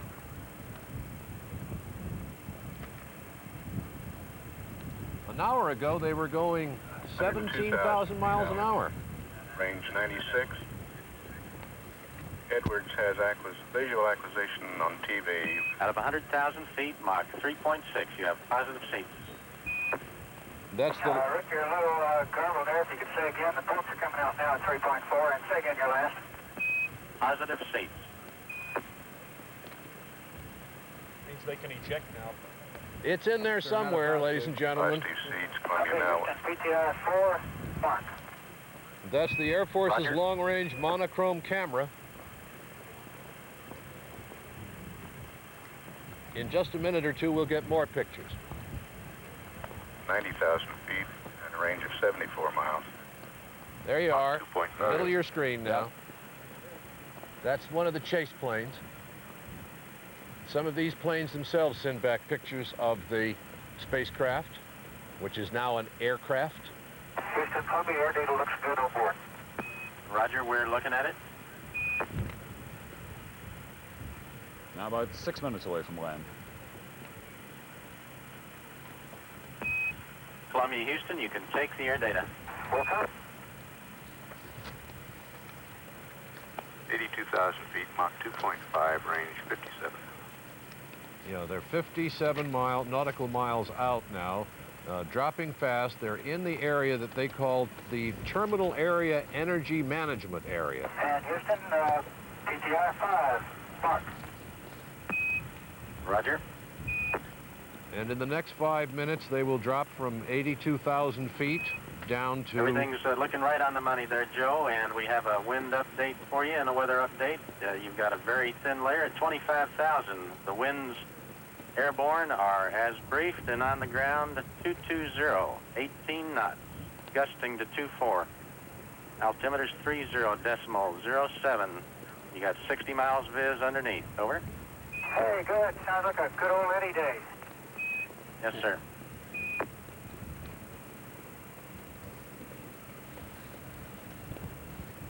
Out of 68,000. 39 miles range, Mach 1.5. Okay, PTI 6, Mark. They're still trying to slow it down, going faster than the speed of sound still. Think about this. Plane will continue to fly the They test dropped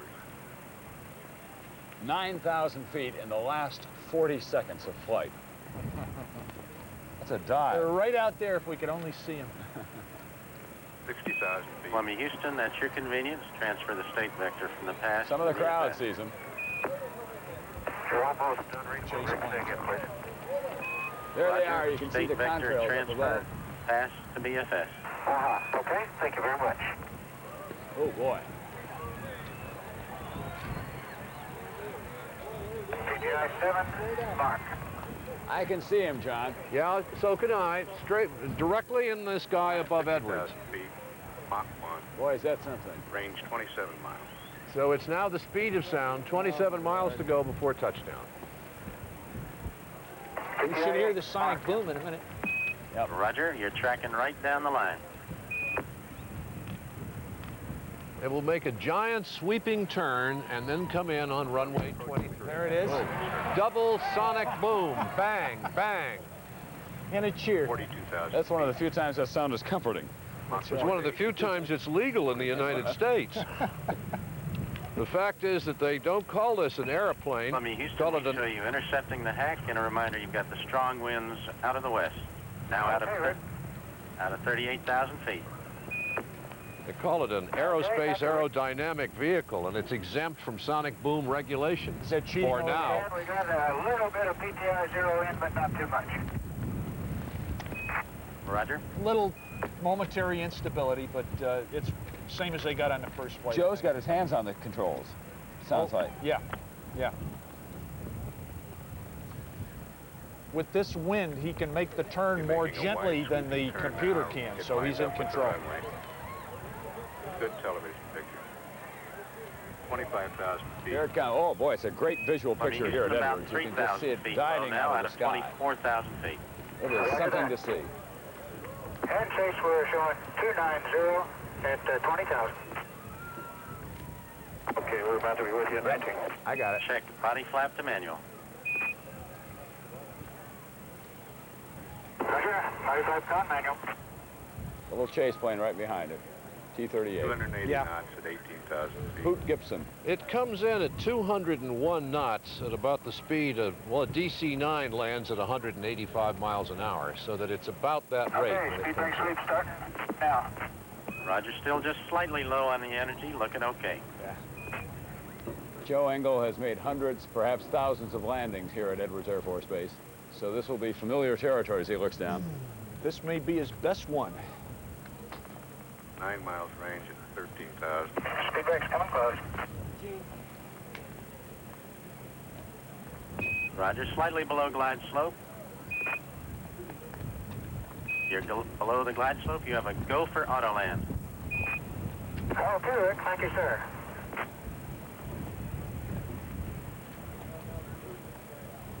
Okay, Rick. We're on auto. Can you imagine below glide slope as close in and as high as he is?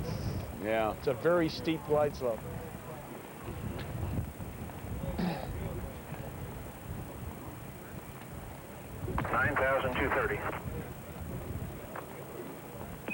Check speed brake auto. Okay. There's the speed big brake, flare. Auto. Everything's auto. Thank you.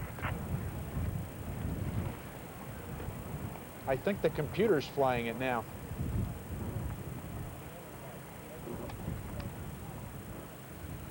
Next thing we'll hear is the gear lowering. They're going to have to do that, which is a critical point in this flight plan. Right. We'll hear pre-flare, About a and minute he'll away from take it back from the computer about that time, I believe. And by pre-flare, boy, it's coming right at us. When it begins to break that high sync rate, about 2,500 feet above the ground, Joe will take it back. No computer is going to steal this landing from him. 220. You know, it's amazing. When you see it on television, you don't have the perception that you do watching it visually. It's just dropping out of the sky. Dropping out of the sky, yeah. It really is remarkable. well, it drops at about 13,000 feet per minute. Yeah, All under control. 3,500 feet. 40,000 feet it drops. Yeah. 9,000 feet in the last Start the nose up. Speed brakes are closed. We're at 270 knots. He's starting the nose up. Chase concurs. Columbia is clear land, link vet 23, wind 2108. Okay. All the hydraulics are working well, Joe Kerwin. He's clear to land. 3 down. Oh, lovely. Oh, boy. 100. 50. 30. 20. 10. 5. 3. OQ 15. And Columbia proves the basic premise that you can send these things up more than once. It's never been done before, and you've just seen it done before your very eyes. The world's first reusable spaceship. It's a very nice ending to what has to be a disappointing flight for these two gentlemen, Engel and Truly. They had to cut it short. They got a lot of their missions done, but they came back in very good form, and the important thing is to them and to NASA and, of course, to the American people is that the Columbia can go again. I don't think it's a disappointing flight at all. When Bob Parker said that in Houston, I wanted to box his ears. 13 minutes, 10 seconds. All the important objectives have been achieved. But if you wanted to be up there for 5 days, Joe Kerwin, you've been waiting for 15 years, and you only get to stay for 2.5. I'll bet their feelings at this point are not those of disappointment. I'll take your word for it. You know better than I do. Welcome home over to Seafagle now. Now, the next thing we will see, of course, is the team of people who have to go out and look at the propellants and make sure that nobody gets poisoned by anything. The sniff people. The sniff people, and they are the people who will have to power down the orbiter and make sure that the crew comes out. We will also have physical examinations of the astronauts. 2 doctors will go into the aircraft when it is deemed safe for entry and have a quick look at them so that the work of the day is not over for these 2 astronauts. Joe Henry Engel and Dick Truly. They still have a lot to do, and they'll end up tonight at home in Houston. A couple of really nice guys with a couple of terrific wives. It goes without saying, I guess. But Cody and Mary must be feeling well, too, at this time. That's Cody Truly and Mary Engel. been married to these pilots for all of their professional lives.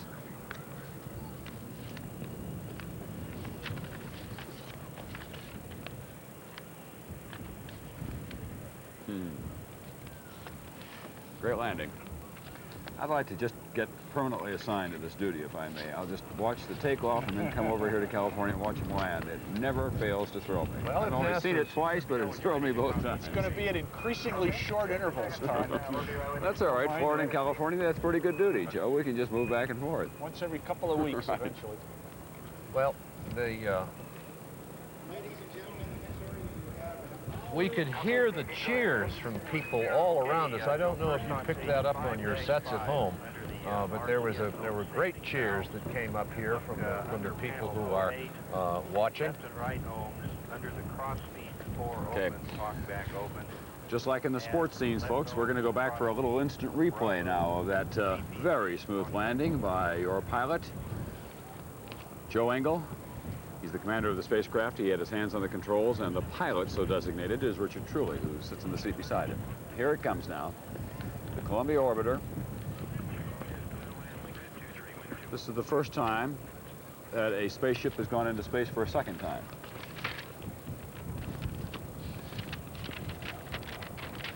They weren't able to perform their crosswind test because the winds were just too strong. They didn't want to risk that, so they landed on runway 23 with the wind right behind them, a little boost as they came down. Having performed that well in a strong headwind, they may increase that crosswind envelope next time. Actually, they were landing right into the wind. That was wrong. It was the not wind behind had to be them. a little gusty out there, strong as it was.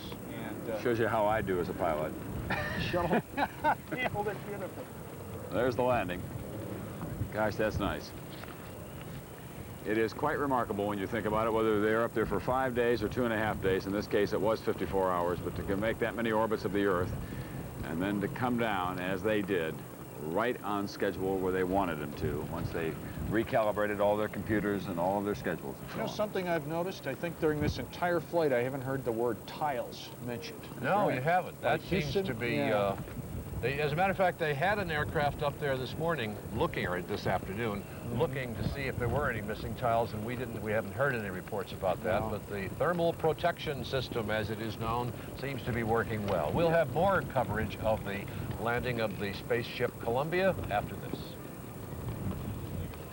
Coming up next on Sports World, a scheduled 10-round middleweight bout between Alex Ramos and Norberto Sabater, live from Atlantic City, New Jersey, right after our coverage of the landing of Columbia 2.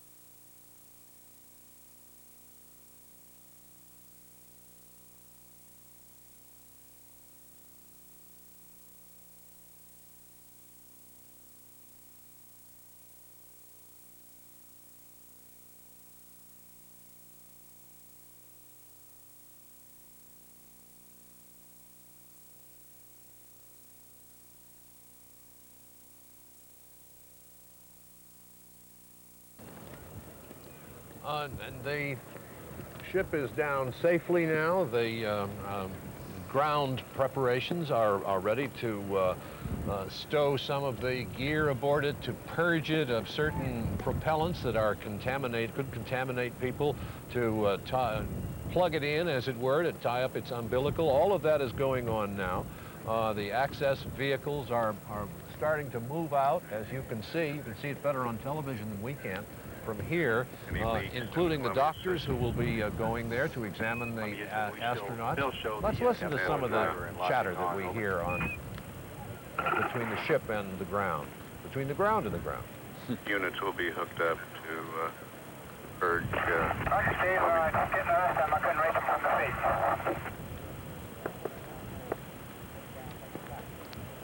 Roger, and check flight controller power on the right side, over.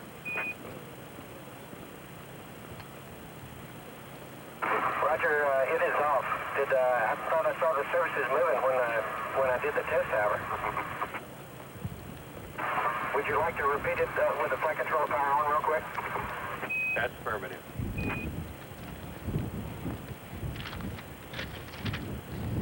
They're due to come out of there at, in about 20 minutes from now. They have that's when the Joe, scheduled the, crew left egress engine is. home, That means they're home going to get to engine valve leave the off. Columbia orbiter. They leave the cockpit and then they go down into a hatch. Okay, Steve, stand by.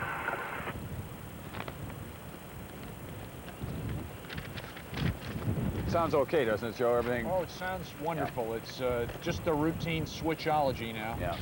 Going through the... Okay, thank you, Steve. Got it. They're shutting it off. That's right. You'll recall that John Young was a little impatient in there the last time, and I Joe, think we need ammonia A to secondary on, over. Okay, ammonia A, secondary on.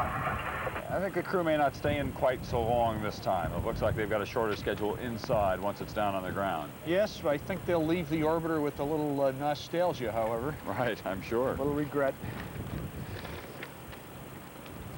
All right, we have Heidi Schulman standing by in a very important persons area here. They've got some celebrity viewers, as you might expect. Some well-connected people who came out for all of this. And Heidi Schulman is with some of them. Heidi? Tom, it was a beautiful sight out here as the Columbia came in, not just overhead, which you saw, of course, but among the people here. The big cheer, of course, going up as we first spotted it several minutes out. People stood and wiped tears from their eyes as it came in. It glided in for a landing. They played the national anthem. People stood silently and very proudly, one man with his hat over his chest. Among the onlookers out here again today, Rusty Schweikert, the former astronaut from Apollo 9. This was your second viewing, of course. You were out here before. How'd it look today to you? Oh, it looked better today than last time. We could pick it up a lot earlier because of the lighting, and I was able to follow it in my binoculars all the way down. It was really much more impressive than last time, I thought. You were mentioning some of the maneuvering that you saw them doing from a pilot standpoint. Right. What could you make out?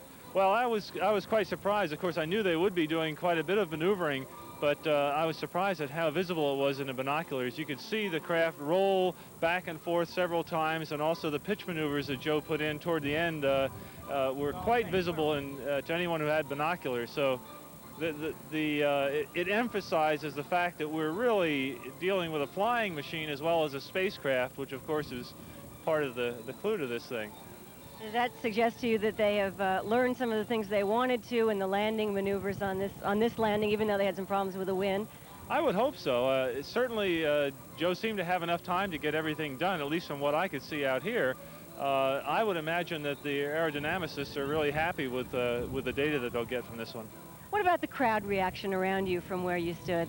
Oh, it was the, I'd hate to say typical because it's always so exciting, but I had some friends with me from Sacramento who had never seen one before, and they're just very, very excited. It's really quite an emotional experience. It is terrifically emotional. You obviously are a great fan and follower of this. Are you going to come out here for all the landings?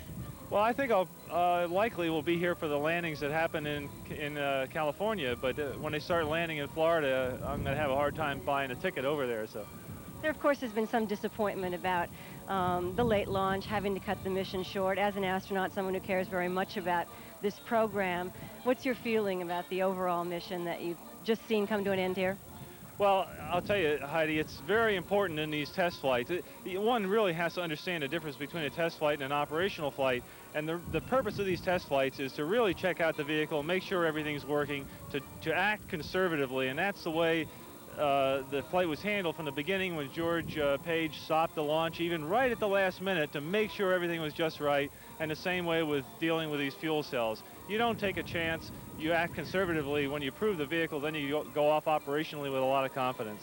Okay, Rusty Schweikert, thank you very much. We'll see you at the next landing. Okay, Heidi. And we are going back down to John Chancellor on the lake bed. And here we are on the lake bed, and out there they are on the lake bed, and the sniffing has begun. We've just checked the wind. We have a little wind meter here, And up here where we are, it's at least 10 miles an hour. Out there, it's probably far more. So that any bad things that are vented from the aircraft will be blown away in this wind, and I think they probably won't take as long as they usually do. John Chancellor, it can now be revealed, has a toy for almost everything, including one that tells him that the wind is blowing. The rest of us hadn't noticed that the wind was blowing. Well, I can prove that the wind is blowing. That's the thing. We've got our sources, and we're willing to identify them. Now, there you're looking at some of the monitoring that is going on around the Columbia orbiter. Joe Kerwin, let me ask you a question. Go. These two men waited for a total of 31 years to get up into space. Now they're going to have to go back to the end of the line, more or less, again. And it may be a long time before they get to fly again. Why do we have to keep changing crews if we can send the same spacecraft back up? Why can't we send the same crews every 2 or 3 flights? Well, we could, but if you do that kind of thing too often, you suddenly wind up with a number of people near the end of their careers and no new people coming along. I think what we'll begin to see down the line is one of the old guys flying with one new guy up in the front, and pretty much the same in the back of the ship when we start flying the mission specialists, so that you will be reflying your experienced crew members and also bringing the new people along and keeping up the team. And if you're going to go, I can't remember how many times a year, but let's say that you were going to go with, say, 4-week turnarounds, you'd be going 12 times a year. That eats up a lot of people, doesn't it? 12 times. When we get up to 20 and 24 times, we'll need a lot of people, and we'll need to bring some of these young 30 and 35-year-old whippersnappers along, right? And will we have to go through this procedure on all of the landings back at, when they begin to land them back at the Kennedy Space Center in Florida? Do you think that they'll have to go through the sniff procedure to check for gases each time? I think so. They may modify it according to experience, but shoot, there's no hurry. We can take an hour getting that thing hooked up to the tow truck. Well, I don't think after a flight this long, you know, 15 or 20 minutes. No, I'm just curious. Yeah. All right, we'll be seeing the astronauts later in this half hour, and we'll be back with more coverage of the landing of Columbia after this.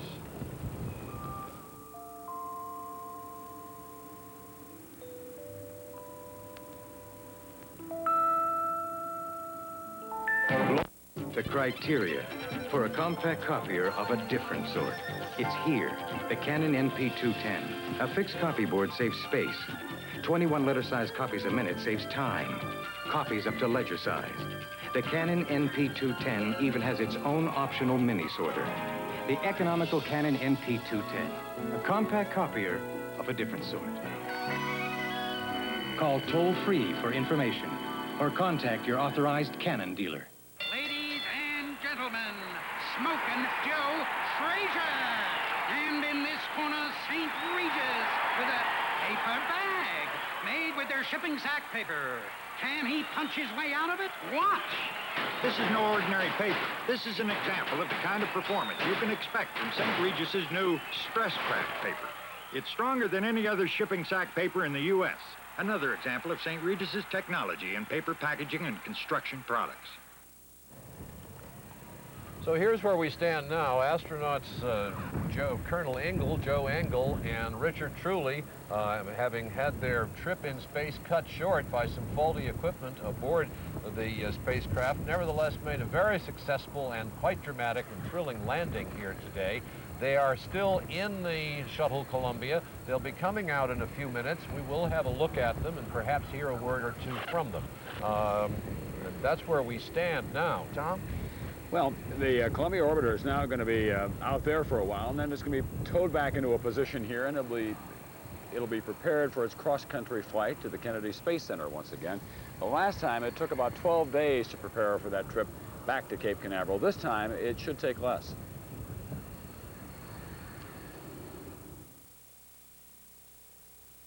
Once it is ready, the orbiter will be lifted onto a 747 shuttle aircraft, and the trip back will be much the same as last time.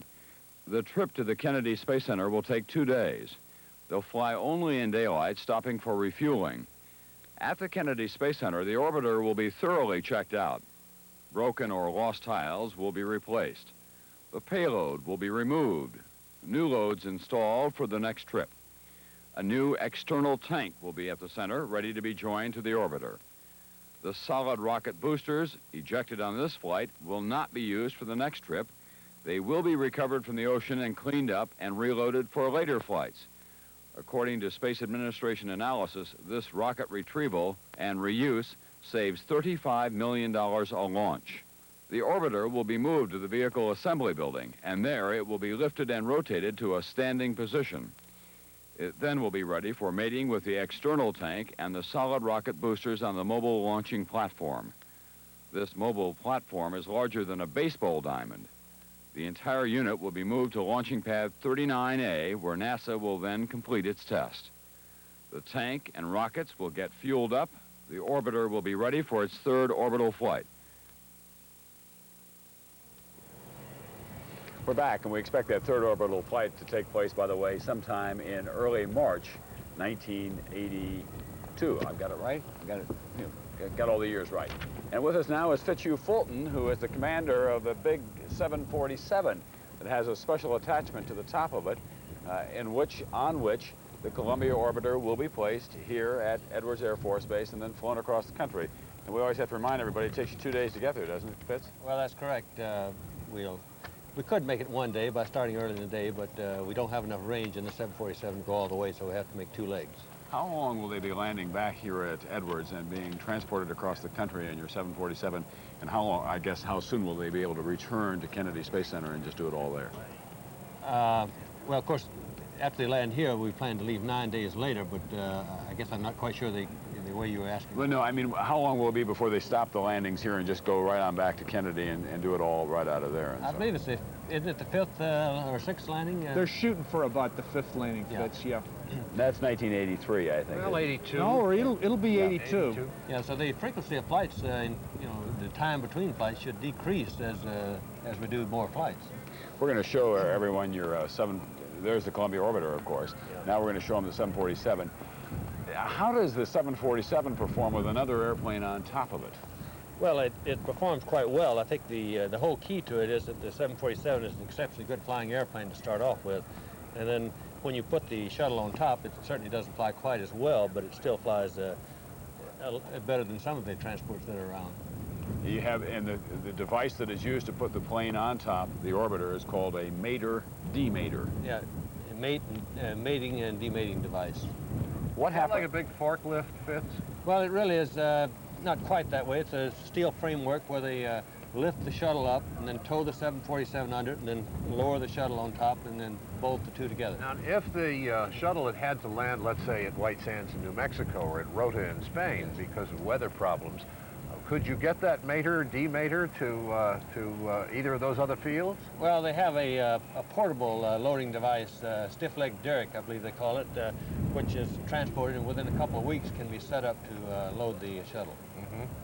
It's not quite as good as the one here and the one at the Cape, but it certainly does the job, and we used it at Huntsville. And you, of course, are prepared to fly anywhere in the world to pick it up. We could probably go to Rota for short notice. Let me ask you a question, Fitz. You have flown a lot in your lifetime. You've had a long, historic, and colorful career. You've now flown the orbiter back and forth across the country a couple of times. Does that mean you get to go to NASA and say, hey, folks, how about just one free ride for all of this that I put in on behalf of your program? Oh, you mean in the shuttle? Yes. Well, we could probably ask, but I suspect it's not forthcoming. Do you regret that a little bit here? You've had such a colorful and really meaningful career as a pilot and aviation in this country.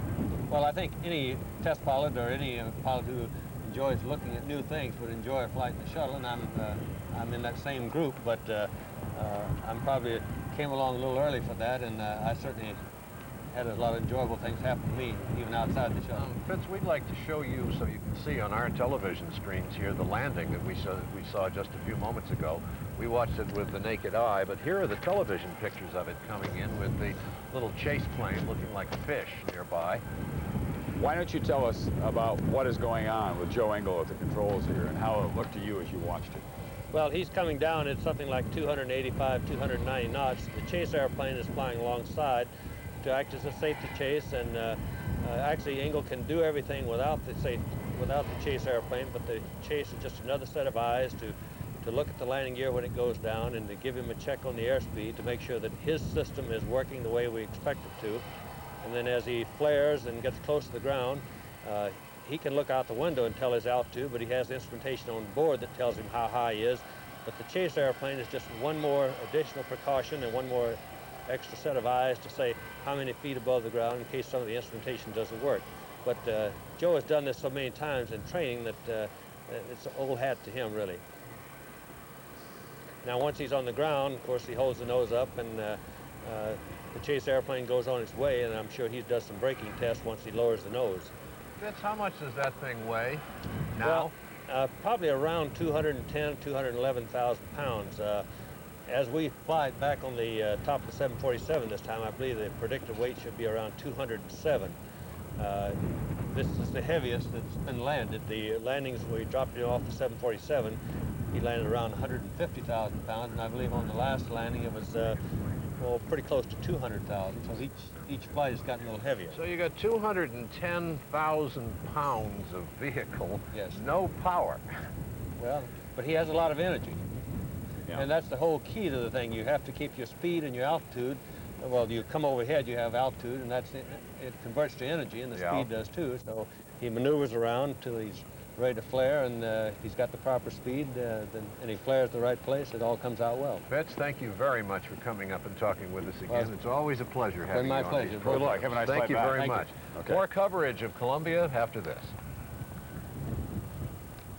Coming up next on Sports World, a scheduled 10-round middleweight bout between Alex Ramos and Norberto Sabater, live from Atlantic City, New Jersey, right after our coverage of the landing of Columbia 2.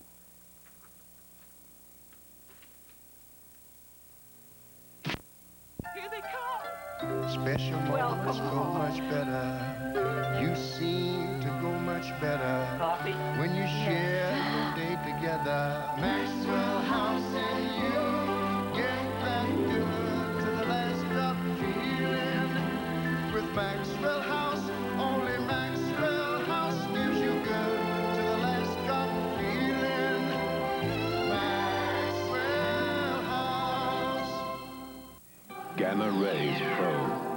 Laser beams scan. Robots perform incredible feats in the creation of Chevrolet Cavalier. Masterminded for remarkable precision, dedication to detail, exactness of fit, and consistent quality. Chevrolet Cavalier. Mastery of mind over matter. Chevy makes good things happen. NBC News continues its coverage of the landing of Columbia, sponsored in part by Chevrolet, who invites you to see all the good things for 1982 at your local Chevy dealers. Chevy makes good things happen. Edwards Air Force Base, the Rogers Dry Lake bed, and out there parked behind us, of course, is the Columbia Orbiter, home a little early, about a two-day mission altogether. They had hoped to be up there until Tuesday, arriving back here then, but they had to cut it short because some problems on board, although 90% of the missions were accomplished that they set out to, including a successful test of the Big Canada arm. Joe Engel, the commander of the Columbia Orbiter, said, "The bird is real solid, a good solid bird all the way." And he must have felt that as he landed in a stiff headwind here at Edwards Air Force Base today. Touchdown right on schedule, and it looked very good to those of us who are just amateurs. We expect to see the crew momentarily. They're shutting down the spacecraft right now. They are also inspecting the exterior of it for any alien gases that it might have carried back from space. Columbia Houston, we would like hydraulic circ pump number 3 on now. Roger, Steve. All 3 of them are on now. Okay, thank you. Joe Kerwin? Sure. What will be the maximum orbit? Someone was asking me here today that the Columbia Orbiter will be able to fly at some point. They were at about 157 miles. We now have ground cooling. You're cleared to bypass the rad. It can go as high as 600 or 700 miles, but the higher it goes, the less payload it can carry. By the time you get up to 600 or 700 miles, you have to be going to retrieve a payload, not bringing one up there with you. So to keep it as a truck, as a workhorse for the space program, they want to load it up, conduct experiments with it. Generally speaking, we'll be carrying satellites and other payloads to orbits between 150 and 300 miles, and then their own upper stages will carry them up from there. But the future for that looks very bright right now today. There you see on your screen the opening of the hatch. Oh, yeah. Which is means that we're about 5 minutes away from if they're following their schedule, of the astronauts coming out. They will be given brief physical examinations in there now. And I think really cursory, Dr. Kerwin, wouldn't you say? I mean, what would they do? Blood pressure? Blood pressure, pulse, take a look at the eyes. It's pretty much pro forma, though. Yeah, they sounded like they're in very good shape. That's right. And then they'll come out and start the rest of their long day, which will bring them back to their families in Houston sometime this evening. John, we have Heidi Schulman standing by in the VIP area here at Edwards Air Force Base with what I'm told are some big brass. Heidi? Tom, we are standing by out here in the VIP Center with General Richard Henry, the commander of the Air Force Space Division, and General Phil Connolly here at Edwards Air Force Base. Gentlemen, your impressions of the beautiful landing today? It was one that made one stand proud for being an American.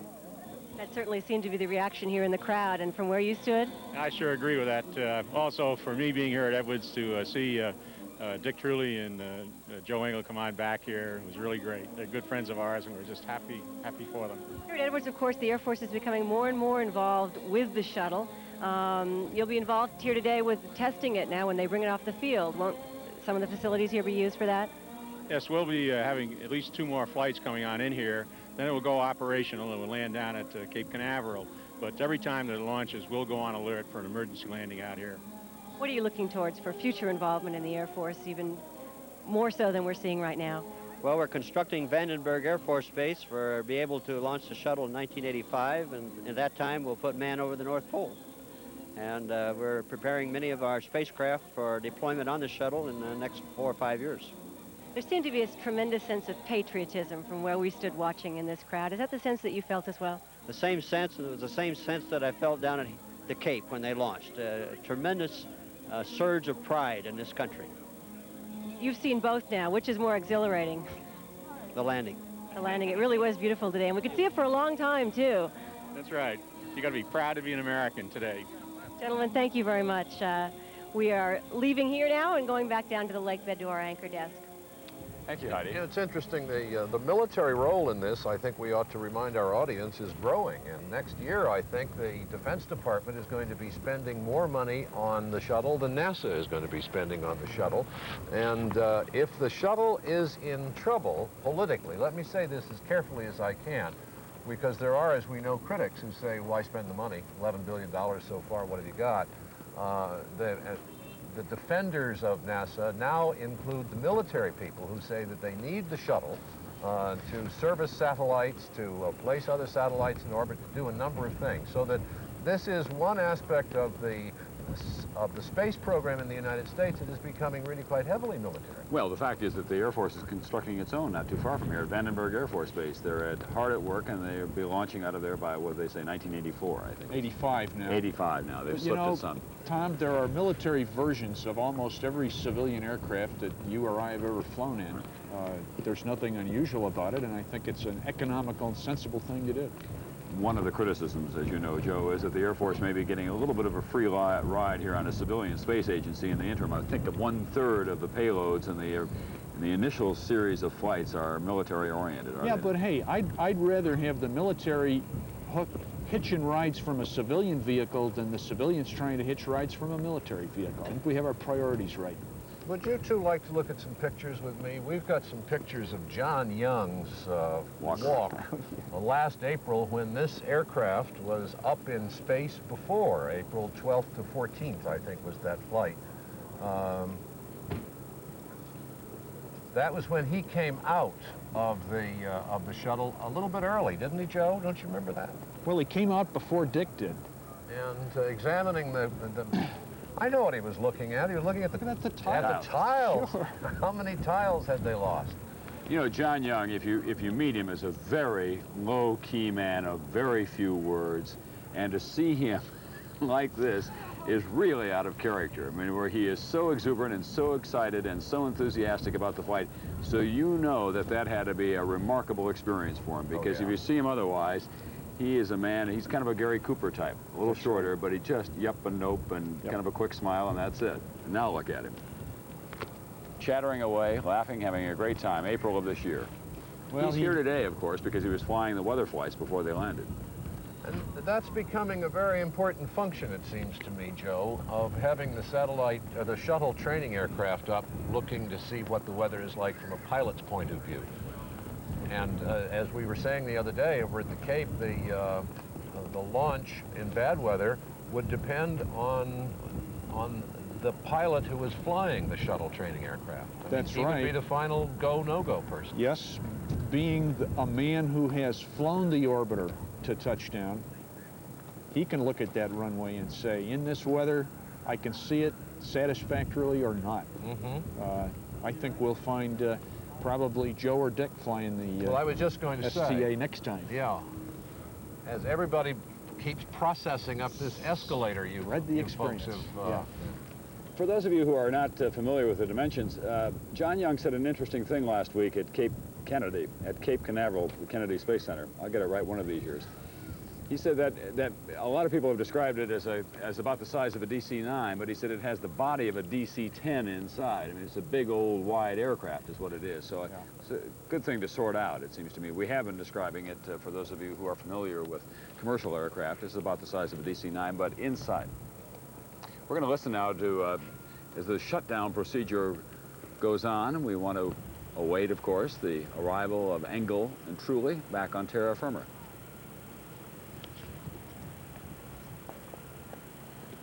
And just as we say we're going to listen, nothing is being said. It's always the case. It's a good sign. They may have unhooked their... Right.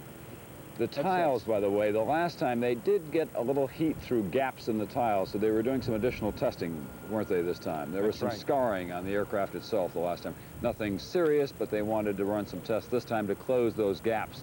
And they'll be stitching them together even more in the future, I'm told. But they were using a new adhesive process this time for some of those tiles, and I think they're getting it straight myself.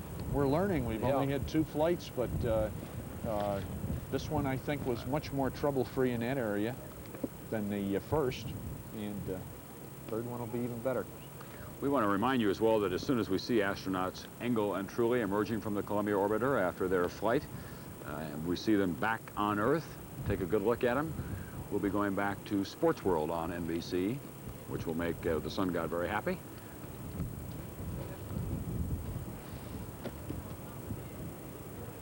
Yeah, my guess is that they're having their temperatures taken and their blood pressures checked right now, and that's why you don't hear a lot of talk. The schedule calls for them to have finished these housekeeping chores. Columbia, Houston, we would like hydraulic circ pumps 1, 2, and 3 off. Over. Wrong again. They're still doing it. We'll go, they're coming off. Stay all over. Never predict what NASA will do. No problem there, Richard. The hydraulic temperatures are stabilized. But when you think it's got 300 miles of electrical wires in it, it's got 3.5 miles of copper tubing, it's got several thousand switches. Is it fair to say, I mean, accurate is a better word, this is the most complicated vehicle ever put together? I think that's absolutely fair to say, and I think that being the case, there's no way we're going to launch this very often without something going on the fritz. Yeah, of course, something really quite large went on the fritz this time, causing them to cut the mission more than in half. Hopefully, most of the time, there'll be minor things that give us problems. I don't want to put you on the spot, Joe, but I'm going to anyway. Oh, go ahead. What was the talk down in Houston about whether or not they could continue this on a day-to-day basis or cut it short and bring it back when they did? You know, there have been some reports that they brought it back early because Washington, NASA was concerned about the public relations problem if they had another serious mishap on this kind of troubled second attempt. Well, sure, but I think the primary focus of the discussion was, if we come back on Saturday, what is the impact on the next flight and the flight after that? And when the decision was made that provided we got a good entry, successful tests, we'll be able to go with the third flight substantially on time, substantially with the same objectives, and substantially at the same place in our test program, then why risk staying up 2 or 3 days longer? That's the way to approach it. Houston, KSC does not have telemetry at the present time, and Houston will maintain control until they do get telemetry. Okay. Joe Engel, who is the commander of the Columbia Orbiter, is so passionate about flying that in his spare time he flies vintage aircraft, World War II planes and older airplanes. And he keeps one in his yard that they put together, a little Piper Cub that he and his son fly. They go out and put it together and go out and fly around in the Texas airspace. And he's also a man given to wearing cowboy boots a lot. So he is a real authentic kind of American 20th century cowboy. Flies around in space, but wears cowboy boots. He brings together all the best traditions of this country, I guess. As you said, he's a Gary Cooper type, but he's a real Gary Cooper. Right, he's not acting. That's right. This is the landing control room we're looking at here, and I'm beginning to wonder why they're behind schedule as much as they are. We, by one calculation that I've been able to make, we should have seen the astronauts about 10 or 15 minutes ago. I don't know that there's that much to do that would delay it this long myself. Oh, you know, you hook up the cooling and then you look for the temperatures to stabilize. Yeah. And you turn this pump on and then you turn it off again. And did you notice that after landing, they started reading them up a bunch of changes to the post-landing procedures? Yeah. Every engineer thinks of a last-minute test he wants to do to verify this or that. Well, and they're being very patient. They may have learned something from the landing last April when they turned it off. So we're just waiting here, as are the people in launch control, to see the astronauts as they come out. Are you gentlemen ready to buy tickets yet? Absolutely. For the shuttle? Yes, as passengers. Tom is more venturesome than I'd like to be, anybody would like to be the first reporter to go on the shuttle. Yeah. I mean, I would certainly volunteer in a minute, and so would Tom, so would every good reporter I know. And to that degree, would we, thereby volunteering, would we be saying that we think this is a safe vehicle? Probably we would be. Would I want my son to go on the shuttle right now? On the right side. Not until they get it a little more regularized. Thank you very much, but I'd go. Okay. I'd go and I'd let my 3 daughters go too. Would you? Yeah. I tell you what I'd like to do.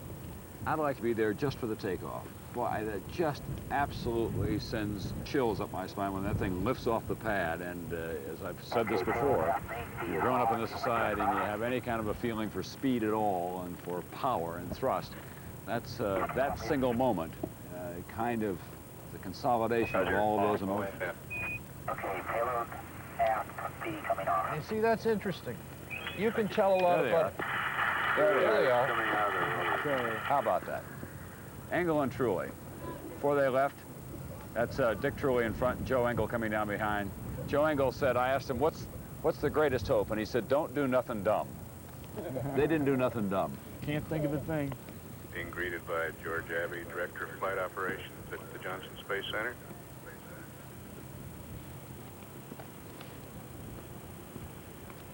Well, there they are. We've had our share of adventures with these 2 astronauts.